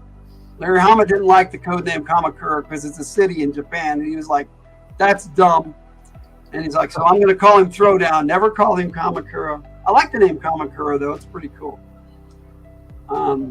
You're welcome, Per. That's what we do around here. We just give out random G.I. Joe information.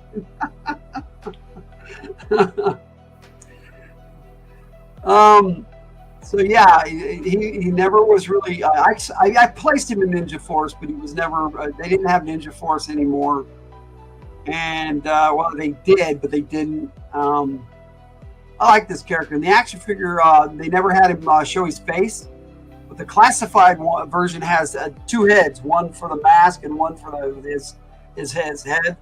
And this particular character, I don't know if you know much about, and you probably, I don't know how far you've read. Hey, Cool Gamer 2, what's up, buddy?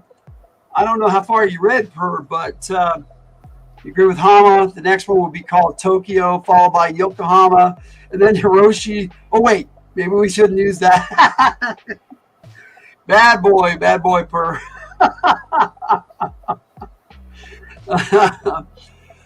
Yeah, I get it. It's just for a code name. I thought it was pretty cool.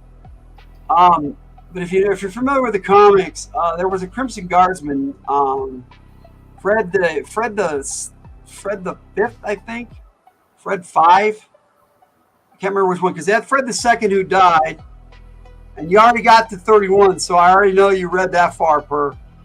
But the one that replaced him was. The other one was his dad. The original Kamakura's dad was the one that died. And the one that replaced him ended up being Wade Collins, who was in the same Ranger team in Vietnam with Stalker, Snake Eyes, and Storm Shadow. And they thought he was dead. And he was in a POW camp for years and came home and basically got spit on and called a baby killer and things like that. So he joined Cobra, became a Crimson Guard. And, Snake Eyes and Storm Shadow turned him around, and he ended up joining the Joes, not joining the Joes, but helping the Joes. And his adopted son, who took his name, Sean Collins, became Snake Eyes' first apprentice.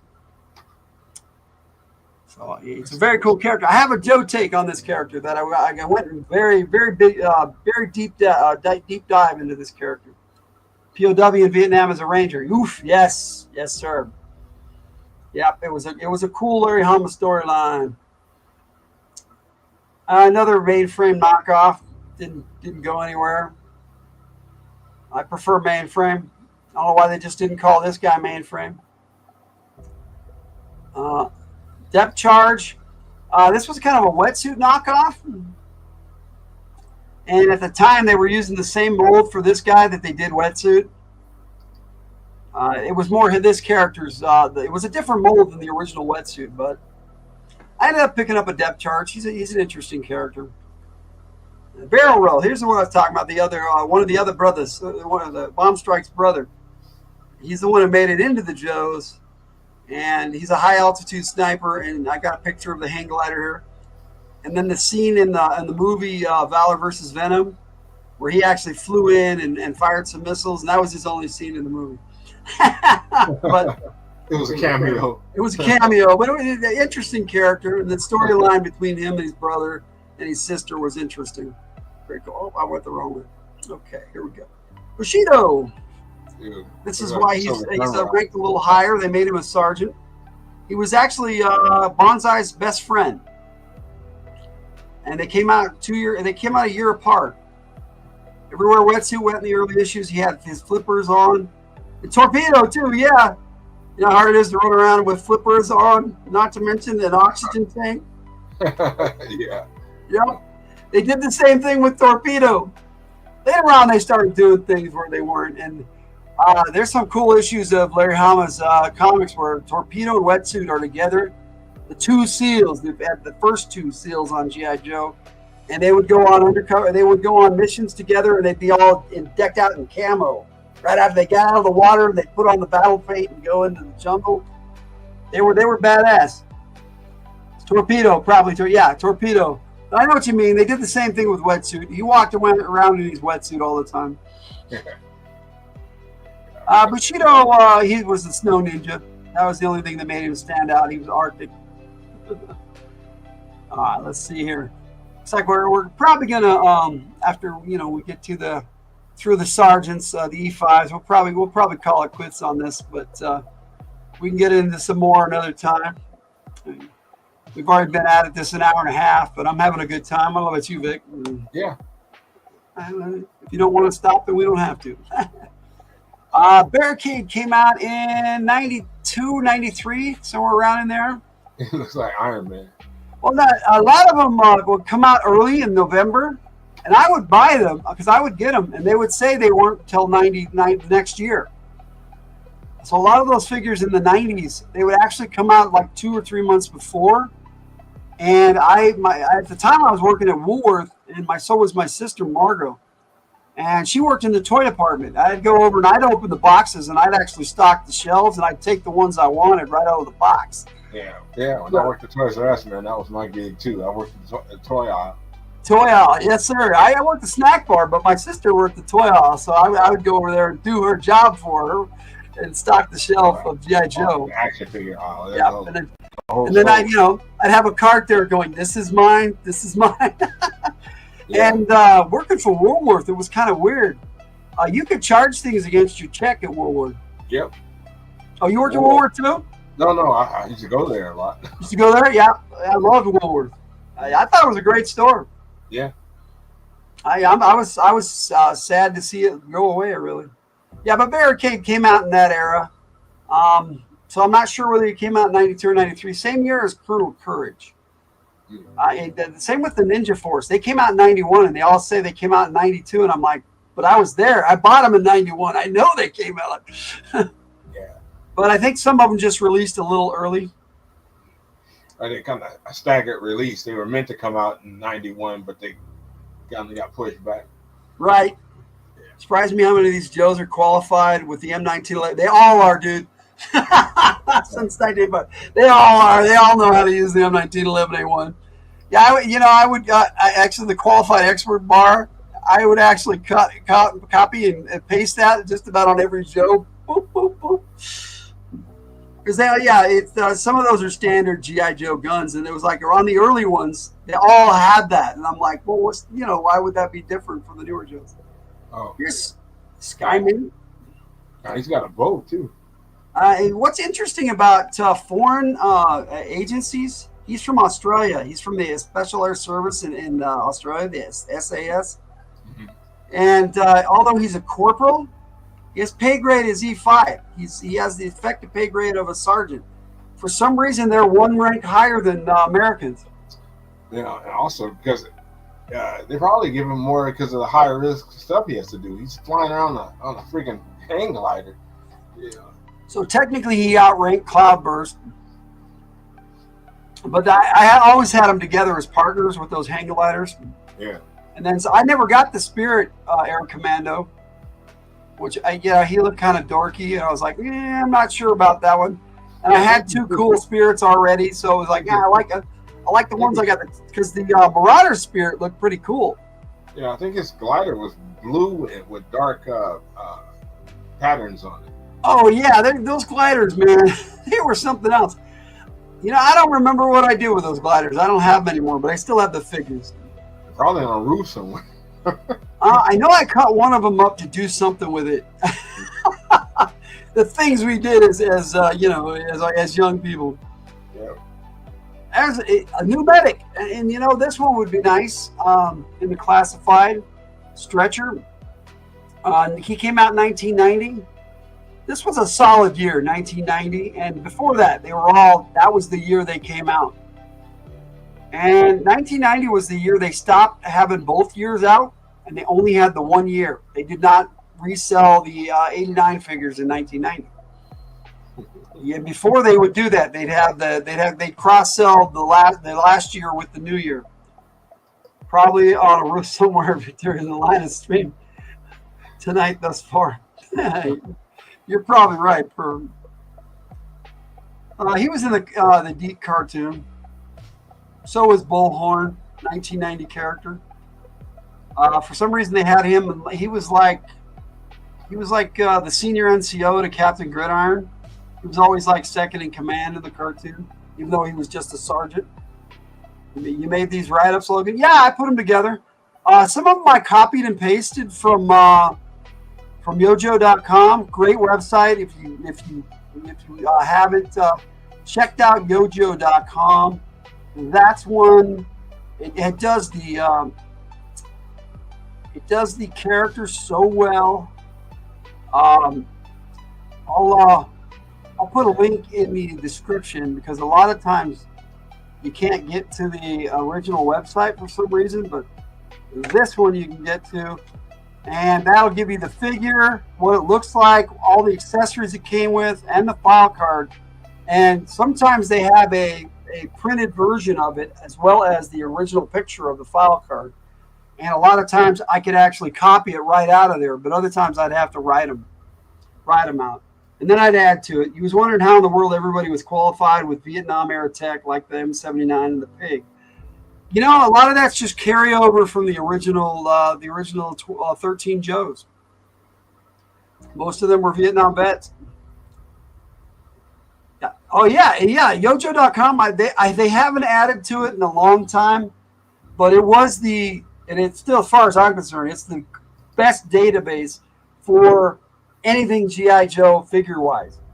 If you want to know about your modern figures, all the way up to like 2018, 2019, but they stopped doing it around there for whatever reason.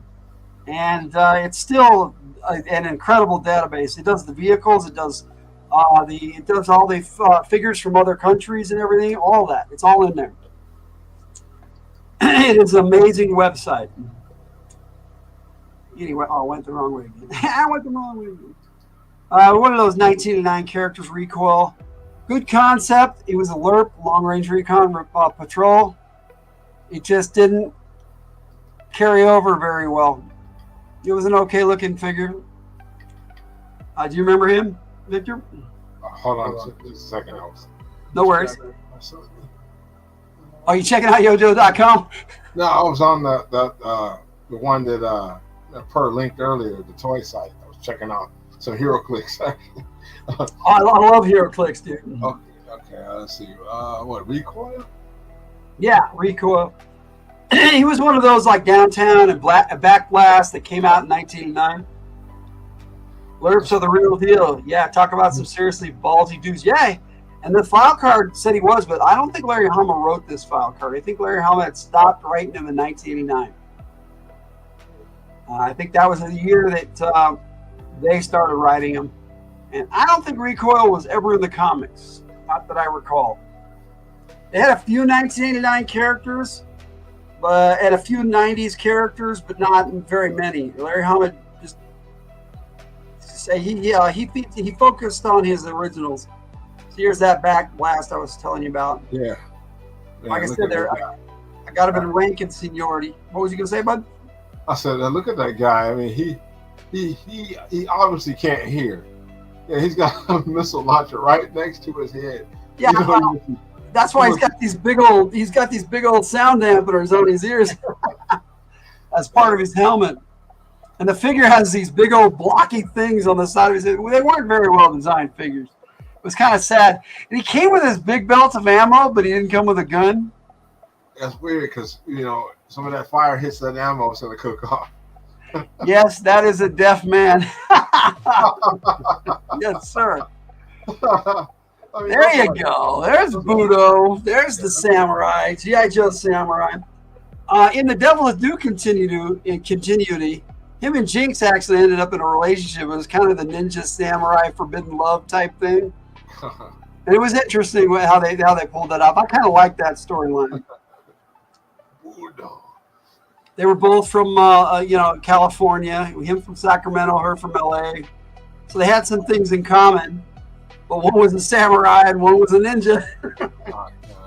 There's your Battle Force 2000 dudes. Most people don't even remember their names. Knockdown and Larry Hama. I'm not going to spoil it for you. When you get to the Battle Force 2000 era, let's just say it ended. Let's just put it that way. Not all of them had happy days, Blocker. I like Blocker. He's pretty cool. Blaster. And they just came. I got the vehicle that they came with below them, so you can see.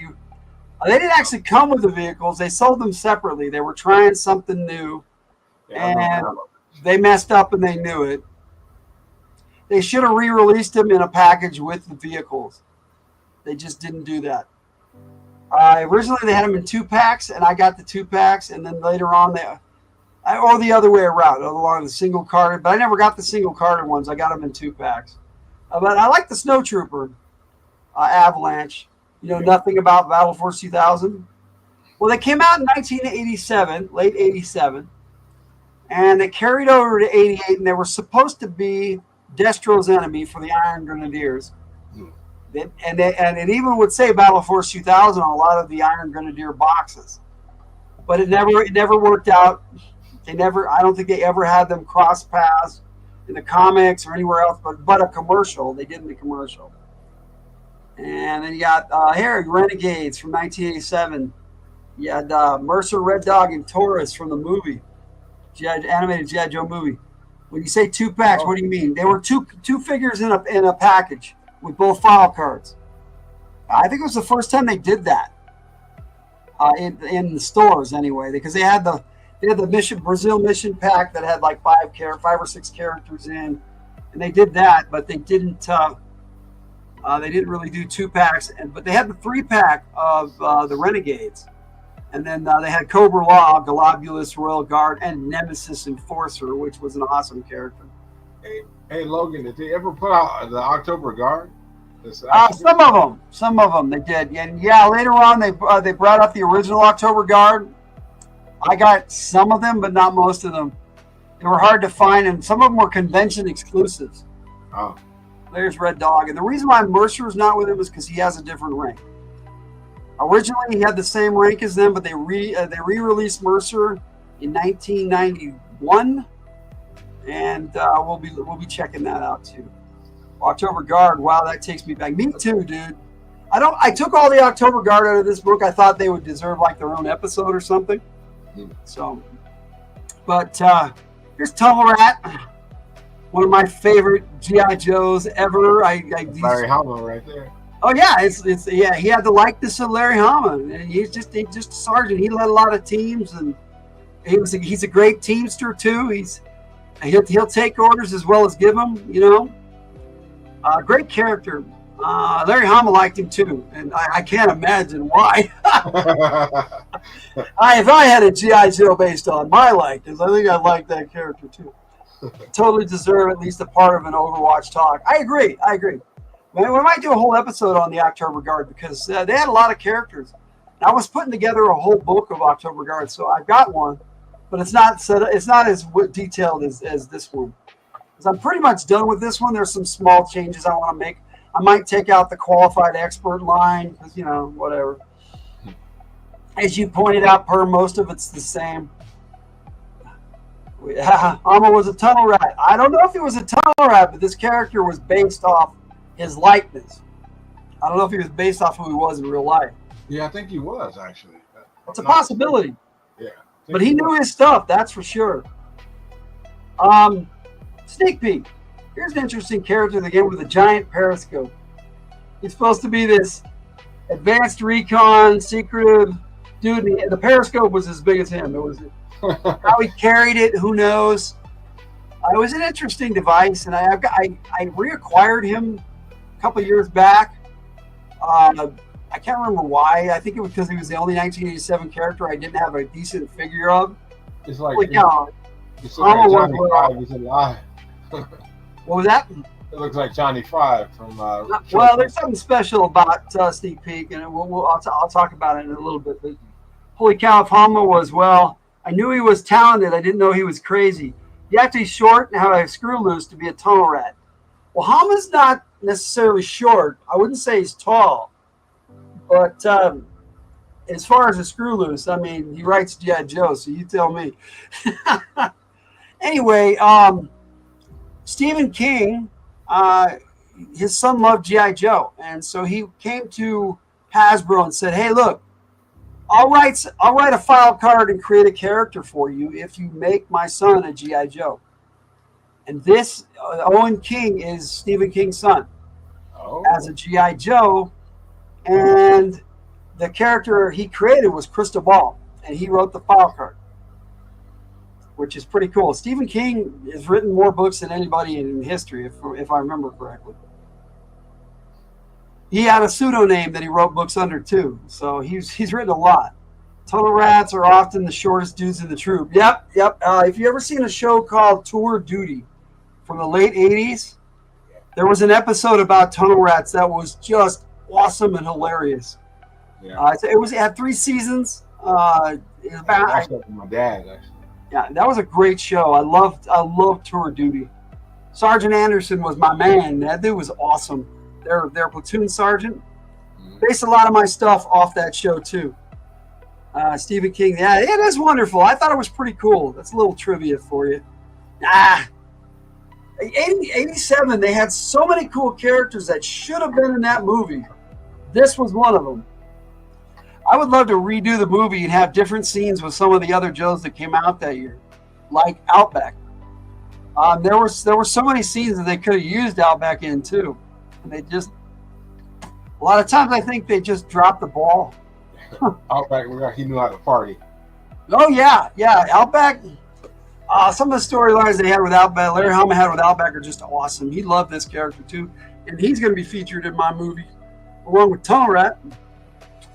Let's see. Stephen King isn't known for his prolific writing in his book on writing memoirs of the craft. He mentions plenty of authors who made him look positively blocked. And yeah, it's true. But Stephen King never stopped writing. He just always had something coming out. I thought I was a writing machine. Stephen King was a writing machine. It's Outback. I like Outback had the survival written on his shirt, and they showed you in his file card what survival stood for. Size up the situation, undo haste makes waste, remember where you are, vanquish fear and panic, improvise your situation, value living, act like the natives, learn basic skills. And it says in there that that's from an expert from the U.S. Army Ranger Handbook 1969 edition. So this was definitely a file card written by Larry Hama. I thought I saw Jinx there. For a second. Hama got letters all the time in the G.I. Joe comics, and somebody wrote to him and said that in his issue Weeding Out, where he was talking about how they were watching these training films, he said nobody does that. Nobody sits through 2 hours of training films. He says I sat through those films in Ranger School in '67. Don't tell me we didn't do it. So Larry Hama responded to that letter personally. It was awesome. So yeah, he knew his stuff. Jinx, underrated, underused character. She's the star of my movie. Yeah, she was the Jubilee of the G.I. Joe team. She was in G.I. Joe the movie. That was pretty much it. She had a few comic appearances. One of the coolest, the second silent comic, SFX. Her and Storm Shadow got attacked by Red Ninjas and Zartan. Great issue. I'm not going to spoil it for you, Per. But yeah, it has no dialogue, like silent interlude. The one back in G.I. Joe 21 with Snake Eyes and Storm Shadow and Scarlet. So yeah, it was really cool. This character is my favorite female Joe, hands down. I mean, I love Lady J, I love Scarlet, I love CoverGirl, I love all the Lady Joes, but Jinx is my favorite. And maybe because I'm partial to Japanese gals, because I married one. So what a personality. Who are you referring to? Outback? Yeah, he had quite the personality. Yeah, he did. Hardtop. He was the guy who came with the crawler. That came with the space shuttle. That looks like the Orkin Man. Yeah, he's like, yes, he is. It looks like the Orkin Man. Cool figure. I have it. Lost the stupid microphone, of course. That's one of the most valuable parts on him. I originally had the space shuttle. It was one of the only big ones I bought. I never got the flag. I never got the headquarters originally. I have it now, but I never even had the battle platform back in the day. But I had the space shuttle, and it was awesome, and I lost it in the move. Yeah. I don't know what happened to it. It's just gone. But it was big. I still have the figures. I have Payload and Hardtop, but don't have my shuttle. So yeah, not much is known about Hardtop is that he's quiet, so he doesn't speak often. You're the only Canadian Joe. Backstop. He was born in Quebec, Canada. He was building gloves. That's what I remember about him. Drove the Persuader tank. Hope that crawler isn't slower than the road thing. Vehicle could go 1 whole mile per hour. Yeah, it was pretty slow. 2 miles an hour on the way back. Total speed demon there. Woo! Yeah, that's kind of what his file card is talking about, is how slow that crawler moves. And he's got the patience to do it. Sci-fi, 1986 character. And we're just about through the sergeant. So like I said, we'll probably quit after that tonight, but full 2 miles an hour. Yeah, okay, I read that already. Okay, yeah, him and Lowlight had this scene in Arise Serpentor Rise, where Leatherneck and Wetsuit were all doing target practice, and they were bragging about their shots, and Lowlight and Sci-Fi came up and spelled the words "top this" above their shots, and Lowlight said, "Come back on Hammer tonight, clowns." Lowlight's a cool character. Sci-Fi was pretty cool. They didn't do much with him. I did like the remake they brought out in 1991. His black suit was so much cooler than the bright green one, but I still love the bright green one. I think I have two versions. Yeah, I like Flash's uniform back in the old days that had the red parts. Yeah, like Flash. Yeah, Flash had that. Yes, and they kind of based his new his green uniform off of that.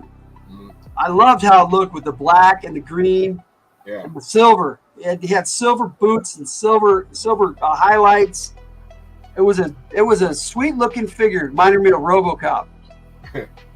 Drop it, creep.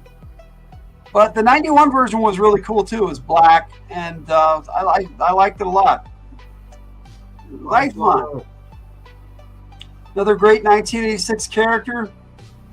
A heat shield on his chest in the comics. Flash would talk about how hot that laser is. Yeah, that's why they have to wear that big thick pad because of how hot it gets. A pacifist in G.I. Joe. What is happening to this outfit? I love that line from Beachhead. But yeah, Lifeline's a cool character.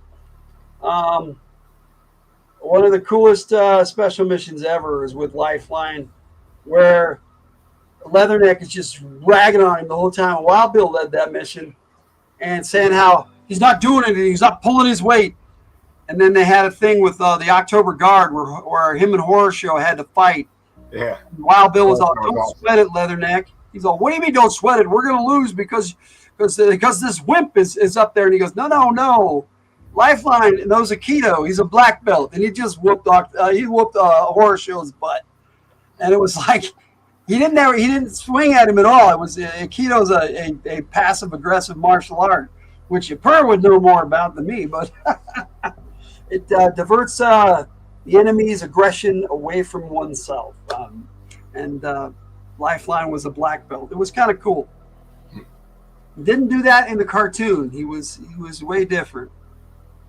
But I liked his character in both. Controversial character. I don't know why. The Havoc Driver. I mean, I know some of the connotations of the rebel flag he had on his hat, and but that was his heritage, and then they took it from him, as far as I'm concerned. Whether we agree with it or not, that's how he grew up, and that was the character then. And I don't think they're ever going to bring this character out again. It's kind of sad. Yeah. He was really cool in the cartoon. I think he only had. Yeah, I like Cross Country. That's what he was cool. Yeah, I liked him a lot. Characters are interested in mastering their emotions. Yeah, me too. It's always easy to find Flash in a picture. Yep. If they bring up the Havoc, they might make a new version of him, but I doubt they'll include the Rebel flag. They'll just give him a mullet and and a 6-pack of Coors or something. Okay. Quick Kick. Yeah, buddy. Quick Kick. Yeah, I love Quick Kick. I just featured a video with Quick Kick. I haven't seen some of these since my childhood. Seriously, I'm glad you're enjoying it, Bert. And we've had quite a few people pop in. I appreciate that. I like that picture of him. Up top, he looks like Liu Kang from Mortal Kombat. Yeah, but he's based off of Bruce Lee. Yeah. Yeah, but I liked him. Neat character. I love the way he talked movies.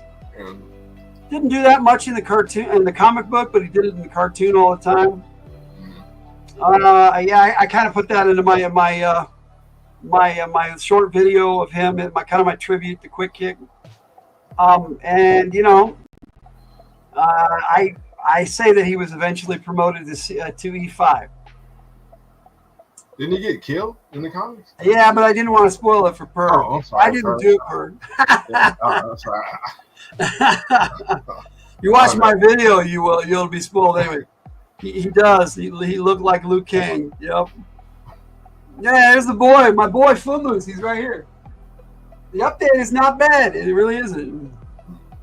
Let me pop myself up here. The update's not bad. Oh, that's nice. Yeah. Comes with his M16, the rocket launcher. About the same backpack. He comes with that sidearm and a combat knife. He's standard issue. He looks like a friend of mine who retired from the Army. Yeah. Standard issue. Sorry about that. But anyway, he talked with a surfer accent in the cartoon. He was Zen, a very Zen character. Can you totally assimilate this dude? I like it. Hearts and Cannons was one of the coolest episodes of G.I. Joe ever with him and Dusty. I got a picture of it down here. But yeah, Dusty, comics or cartoon, Dusty was awesome. Blah. I see how you are, Jez, but you're still watching. And there he is, Dusty. Yeah, buddy. In the file cards, he was actually when they made him in '91 with that second uniform there. That he came with a coyote. They had promoted him to sergeant, so that's the rank I give him. Eventually, these guys got to get promoted, or they're not going to stick around. Yeah. Can't. Yeah, can't. Who is Sandstorm? He's a coyote. Yes, sir. And he was red. He didn't look like a coyote. I wish they did a Dusty figure that came with Sandstorm, but he doesn't. The new Dusty doesn't come with Sandstorm. Ever Easy seen enough Sandstorm? to repaint the Grey Wolf. Oh, you went a little too far. Yeah, that happens. And I'll probably be doing the same thing here after our show if we ever get dinner made. But my son Jake doesn't want to wake up today. Anyway, Dusty's my boy. He's in my top 10. He's one of my favorite Joes. Yeah, same here. Crankcase. They got a new one coming out in the classified line with the Ostriker. So It looks pretty cool. It's like a 3-seater. They got a gun seat now in the classified version. So it's pretty cool. I like Crankcase. Interesting character. We won't spoil him for you, but there he goes. There's Bazooka. Yeah. Oh, I was supposed to delete the third squad bit. I at one point I had all the squads and stuff they were in, and I must have forgot with him. But there he is. He was always a sergeant. I don't think he would have wanted to be promoted. Just not the type. And you have to test to go beyond.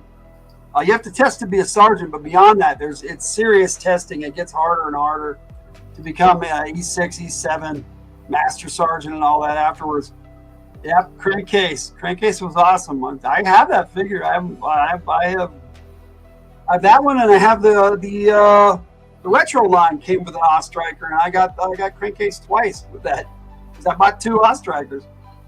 Let's see, maybe, but they got this gross store brand that is a bit watery and cherry flavor. Oh yeah, gross. Well, of course, if you have Bazooka, you gotta have barbecue. You have your firefighter with the Bostonian accent. Yep, barbecue. Barbecue. He was a pretty cool character. I liked him in the cartoon. Didn't do much with him in the comics. But there's your boy, Alpine. Now, in the cartoon, him and Bazooka were best friends. And although they did a big deal with him, Bazooka and Quick Kick in the Pyramid of Darkness, other than that, Quick Kick hung out with Bazooka, but not Alpine in the cartoon after that. And oddly enough, in the comics, Alpine and Quick Kick first appeared together in the comics and were in several issues together, but not Bazooka. That's weird. It's just a different take on the story. I like the whole Alpine and Bazooka as best friends, though. Yeah. I love that. I don't know what they're talking about in the chat. They're eggs.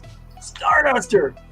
The update for this character, the classified version, is so awesome. The jetpack, the special, the blast effects, all that stuff that he comes with, so awesome. It's great character. He comes in the back. You can put it together. I'm not taking it out. I'm not going to do it, but you can put together a cereal box. The trivia for this character is, what year did he come out? Starduster? Most people would say 87, right? I say 91. 91? Yeah, he was sold from 1984 all the way to 1991. Oh. And he had the he didn't have the roll ball neck like they did from 1985 on. And he originally came in cereal boxes. You Really? can order him through G.I. Joe Action Stars. Oh, okay. And most people think that he came out in 1987 when they first had him come out as a mail-away figure. But he had already been out since 1984 from the cereal. Oh, wow. And he's actually, you could find him in Hasbro released a poster with all the characters that came out that year, and he's one of them. And most people go, "Hey, how can you say he came out with them?" And it's like, he didn't come out with them. He was a mail-away figure, only through the cereal box. Huh. What weapon did he come with? Grenade launcher. Oh, okay. And the new figure comes with a lot of guns, so it's kind of cool. And I have the original because I ordered him in 1987. But man, I did some research on it. Most people will tell you he came out in 1987. I'm like, that was just the first year he was a mail away through Hasbro. Yeah. He was a mail away through the cereal boxes too. He doesn't look anything. He doesn't like anything cherry. Oh, that's too bad. I don't like cherry either. Yeah, don't like cherry. My sister was just asking me if I wanted some cherries today. Toll Booth. I love the Bridge Lair. I never had it as a kid. I got it as an adult. I had Toll Booth for a while. He comes with a big old hammer. He's a cool character. Pretty much can build anything anywhere. That's his specialty. Yeah. And Logan, don't forget to tell Tiger that Per and Jess and I said hi. She can hear you. Hi, Tiger. Oh, hi, Victor. Victor! No worries, Per. I'm just making fun of what you guys are saying in the chat, which I don't know much about what you're saying. Talking food. Here's an underrated character too, Thunder. And the Slugger, I never had the Slugger, so I couldn't say whether it's a great thing or a... Dude, it looks so unwieldy. Like if you pull the trigger, it's gonna flip over. Yeah, that's kind of what I always thought about it too. I still want one. Actually, I like real cherries and real cherry juice, not artificial stuff. No worries. You guys can talk all you want. That's the whole point. Have fun. We're just chilling here, chatting and stuff. You can talk what you want, and we can talk what we want. Okay, here we go. The controversy of Ripcord. There are two different Ripcord characters. Yeah, I have the original one. They remade Ripcord in the comics for a while. He was a African-American Joe and not the original white character. Wallace A. Weems. Okay, yeah, you will. You go for it. Everybody in your house. Yours too. So later on, they brought him out as Altitude with Free Fall's file card, instead of the original Wallace A. Weems file card that he came with. So I just kind of adopted that and said that he was this Ripcord and that Free Fall was Ripcord as well. Just a redo of Ripcord. Oh, you can say that one day he didn't, his chute didn't deploy and came back as a second Ripcord. I know, because I liked the movie version of Ripcord. Yeah. Marlon Wayans was awesome as Ripcord. I thought he was cool. And so I like both Ripcords. So yeah, that's how I did this. And they did it. They combined Free Fall and Ripcord together as Altitude. I still call him Ripcord. And you got Tripwire. Oh yeah, Tripwire. Let's see. In the original line, he came out twice. Same figure, just a repaint. In '83, he came out. He was in the second year of G.I. Joe. Very interesting character. He's I kept passing American. What's up? I kept passing him up on the rack. I was like, I didn't like the way his costume looked. Yeah, and then they brought him out in bright orange. Yeah. With the Speak and Say pack. That's the one I originally bought. And I still don't have an original Tripwire. I got the Tiger Force one. I'm sorry, so there were three. That's right. They brought him out with Tiger Force. But they never redid the character. It was always the same mold. The Tiger Force one looked great, and I bought that one, and I said, hey, I still have my bright orange and red Tripwire, though. Somewhere, if I do a Tripwire Joe take, I'll bring him out and show everybody.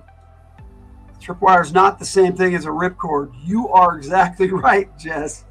Don't reach for your Tripwire when you're popping and trying to pull your parachute out. You reach for the Ripcord. Oh, let me see here. The first 1982 figure I ever bought that I got in straight arm. I never bought this figure. A friend of mine just gave him to me. Short Fuse. Wow. I got a love in my heart for this character because I had him. He was one of the original Joes. Yeah, sure. And they all got promoted in the comics. So they all got one grade. They all started out as E4, but they all are at least E5. All the original Joes. Like Flash here. There you go. They came out with the original Flash, and then they came out with one in the Rise of Cobra in this black outfit with red, and he looks so cool. I love that version of Flash. It's not the iconic Flash, but to me, it's my favorite looking Flash. And I never owned the original Flash, though. So there you go. You trip a ripcord, you might fall on your parachute. You trip a tripwire, well, that's what's left of your squad. It will probably be cursing you if they survive. Yep, what's left of your squad. I agree, Perp. Oh, no. Like Flash, I just never had him. The first Flash I ever got, though, was in a 3-pack, a comic 3-pack in the early 2000s. And he was in a spacesuit. He was an astronaut. It was with that issue 8 of G.I. Joe where him and Breaker went into outer space as astronauts. But that wasn't written by Larry Hama. It was the first issue of G.I. Joe written by Herb Trimpe, the artist. So, at the time. You own the original Flash until he and all of my collection was stolen. I'm sorry they got stolen from you, bro. That sucks. Yeah, all things are temporary. This is true. There's my boy. My top 10 right here. Clutch. I don't know why. I love the vamp. Love the character Clutch. He's just a smart ass and a womanizer and just, I don't know. Yeah, and a Jew. I mean, so many cool stories with Clutch. He was on board with the Joes that originally captured Cobra Commander in the comics. He was on the team. You remember much about Clutch? Yeah, I like Clutch. Clutch was great. Man, Clutch, Grunt, and Steeler were all the ones in Worlds Without End that stayed in the alternate dimension. Yeah. Love that episode of G.I. Joe. One of my favorites. Clutch and the Vamp are just made for each other. I love how Clutch and Scarlet go back and forth. I do too. And he just wants to get a rise out of her. He knows that she's with Snake Eyes. And he'd never actually, make a move on her like that because he knows he can butt kick. But that's not the point. He likes to get a rise out of her. And I think she likes the attention too. I'm sorry, Scarlet likes attention. That's my opinion that I'm sticking to. And then you got your Breaker. There's your Alvin R. Kibbe. That was his name. Abel Shaz and Alvin R. Kibbe. Yeah, I'm pretty sure that's going to take us into E6. We've been at this 2 hours, guys.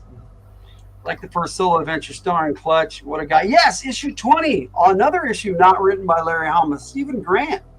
Great storyline where Clutch goes home and Cobra's taken over the factory that makes cars in his hometown. Great storyline, Per. Let's see here. Yep, I went on to E6s after that. So, what do you think of this lineup? You want to do this again sometime, Victor? Yeah. All right. That was a lot of fun. If you need to take the break and to break the stream, do so. But yeah, well, like I said, we've been at it 2 hours, and I did my Joe take earlier, so I've been at it 3 hours. Not that I need the break. I think this is a good spot to break. Yeah. We get into some of the other ones. We'll be here another hour. Yeah, you still have a whole Cobra book to go through too. So yeah, I do, and I want to clean it up before I show it on stream. But so if you guys have any questions about the characters we've looked at or anything, or Victor, if you have a question, I'll be happy to answer. I got so much knowledge, G.I. Joe knowledge rolling around in his head. I was sleep dreaming G.I. Joe, my G.I. Joe movie, and how I'm gonna film it and everything last night. I couldn't even sleep. One last question: of all the guys you showed us tonight, who do you think is the physically toughest out of all of them? Out of all these guys, the team guys. Yeah. Oh, Jinx. Yeah, Jinx is a bad one. And she's my favorite at all of them too. I mean, she's not in my top 10. I like Clutch better as a character, but She's my favorite Lady Joe, you know. It's highly trained and dangerous. Yeah, there's just so many characters. It's hard to pick a top 10. But what I did is I went through each year and I compiled my favorites for each year. And then I kind of just said, which one of these do I like better? And I kind of integrated them all together until I had my top 10. And I put those videos out already. I think I posted them on the G.I. Joe Gamer channel, but they're definitely on From the Hill. So my top 10 is out there. Pure toughness, not Budo. No, I think Jinx would take Budo down. I really do. Budo's awesome, but I really think Jinx would take him down. Tag in whenever you can. Yeah, if you have questions, that's kind of why why I wanted to do this Overwatch. So share my knowledge with people about Yeah, G.I. I Joe. appreciate it. I mean, I get to learn something new all the time. I do too, and that's like Trademark. We found out for sure that he was a character. When I Googled him, they didn't have any info on him at all. So I'm surprised Spur found him that fast. Just toughness, endurance, not who was badder. You asked who was toughest. Did you mean who was the baddest? Oh. That's hard to say. A lot of these characters are so tough. Oh, I could easily say Dusty is one of the toughest in here. If you go by the cartoon, Shipwreck was one of the toughest Joes out there, and even angry and trying to take Dusty down, Dusty took Shipwreck out in about 3 seconds. So that says it all about Dusty as far as I'm concerned. and Sergeant Slaughter was the apex predator of all the tough guys. Oh yeah, but he's one of the higher ranking Joes. So Yeah. yep, and so that would be this was interesting because these guys are the other Joes. Yeah. Some of them are famous and popular, but for the most part, Roadblock is a top contender for toughest. Oh yeah, no. He asked him in the ones we were looking at, the ones we've seen tonight. I mean, the standout to me is Jinx. As much as I like Clutch and Breaker here, great characters, but they all got promoted. All the original Joes at least got promoted to Sergeant. They all got 1 pay grade increase in the comics, so I go with that. You have a question for Victor? How did you get to be so cool? I bet your dad had something to do with it.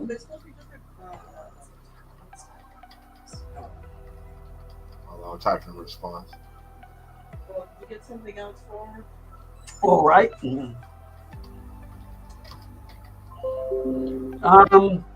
didn't either. I think Roadblock is one of the toughest Joes. If Snake Eyes and Roadblock fought, it would depend on the distance between them.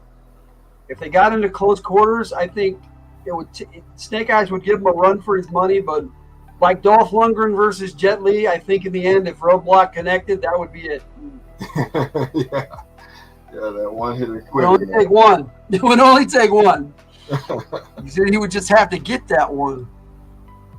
There I am. I was taught to listen and learn from everywhere, and Dad had a lot to do with that. Wish I could say the same, but my dad was never in my life.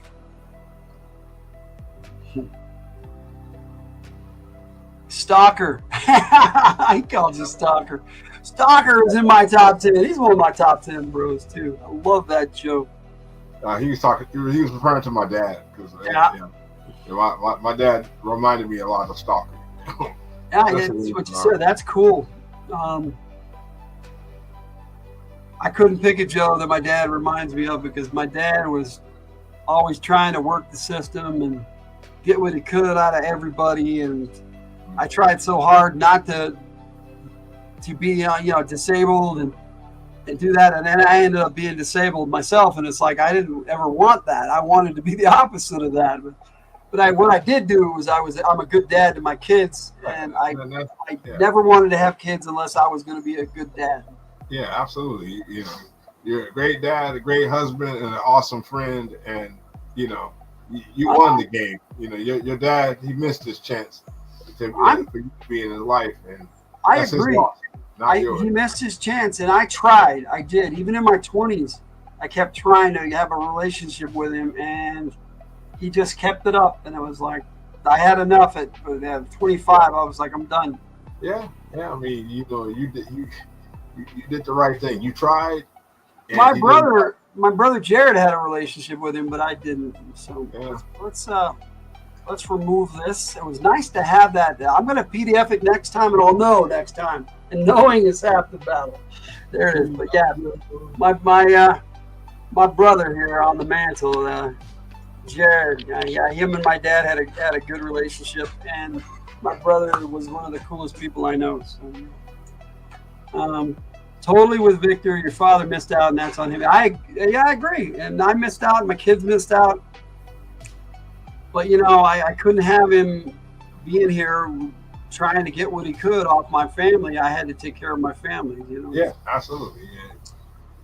Yeah. So, And any thoughts on GI Joe ranks and the teams here? We covered about half the Joe team, so we probably covered about 125 around there.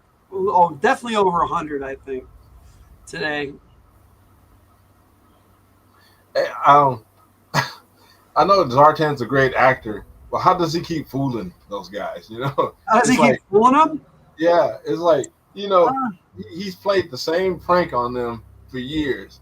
Did anybody ever want? Well, he upgrades, and I kind of explained that in the movie I'm writing right now. Zartan, he does a lot of cool stuff in this, and you hardly see him, but you feel his presence in this movie.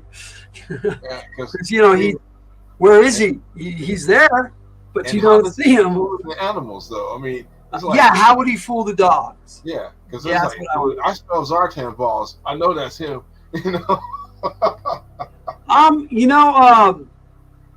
Zartan understands all that stuff. He uses makeup. He uses pheromones to cover his scent. He uses holograms. And according to the movie, he actually changed the shape of his face. I don't know if I go that far, but that's really it's kind of like my skin color changing Zartan, where the sunlight changes his skin color. I think that's pretty cool. Yeah, I remember I broke one of my Zartans. I left him out in the sun too long, and he stayed purple. Yep. They'll do that. That plastic, and then Xandar and Zorana were made out of the same plastic, and those figures you could not repair very easily. I have a Xandar figure with a big old hole in his shoulder because I had to dig in there to get the screw out. My brother is a trickster. Yeah, Zartan is a chameleon. Yeah, he came with the chameleon. Check out my Zartan video. It was one of my most watched Joe takes back in the day. People love Zartan. Cool character. How does he keep fooling them though? He upgrades. He has to keep with the times. And his voices are spot on. He can do anybody's voice. But fooling the dogs, that's another trick altogether. And I do want to have a scene where he comes up against Junkyard, and how is he going to fool him? I mean, really. You broke your Zartan. There's a good joke in there somewhere. Zartan can take on anyone except Victor. Victor broke him.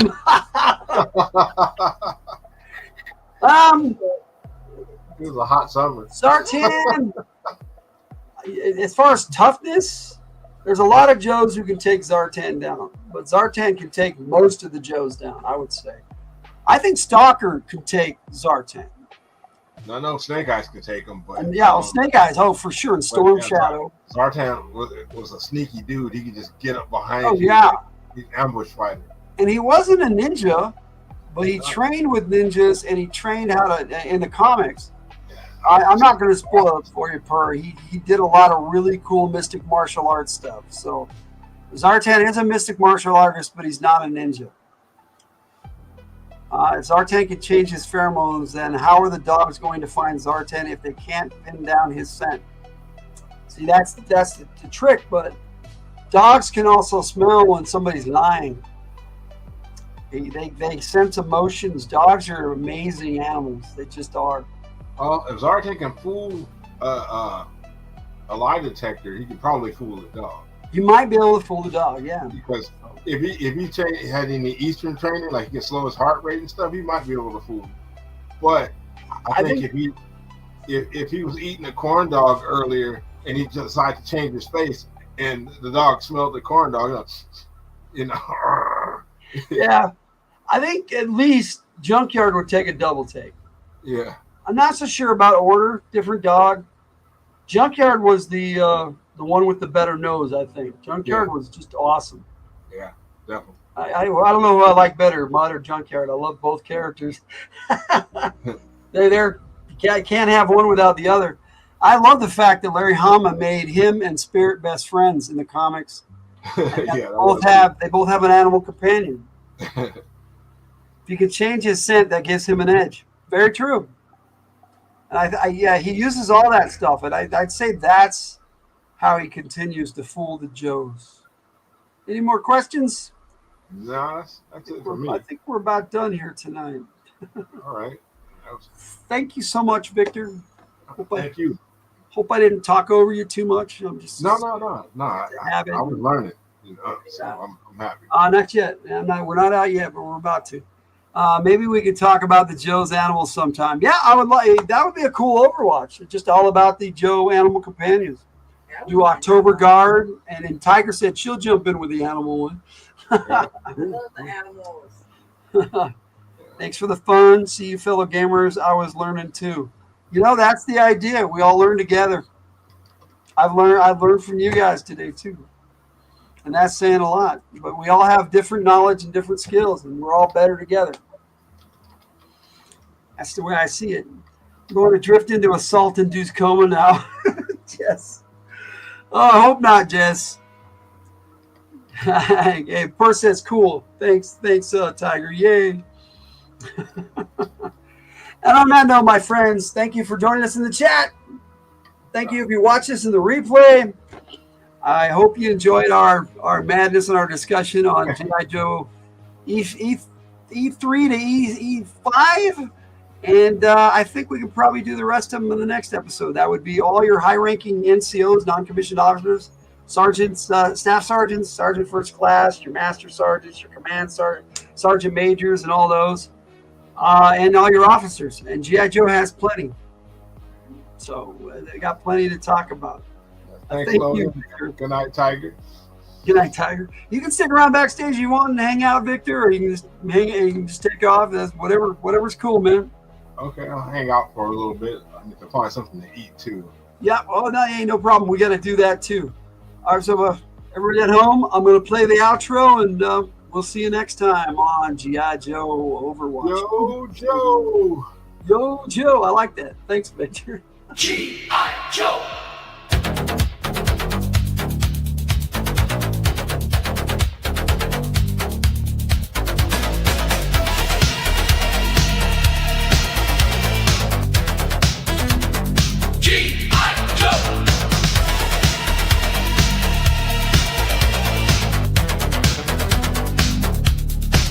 A real American hero, for some just another passing fad. For others a fun hobby, but those in the know.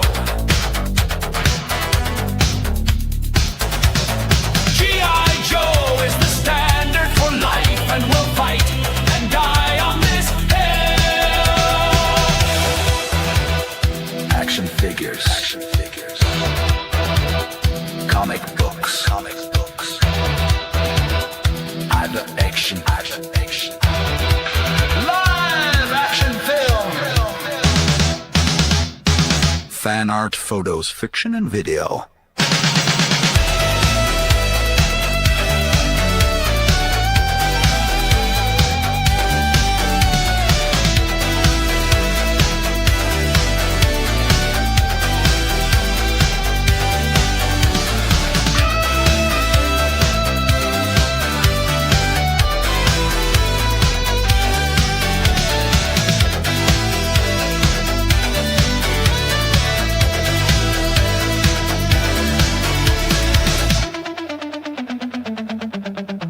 So whether you have a passing interest, a serious interest, or are a die-hard G.I. Joe fan, this is the show for you. We're talking G.I.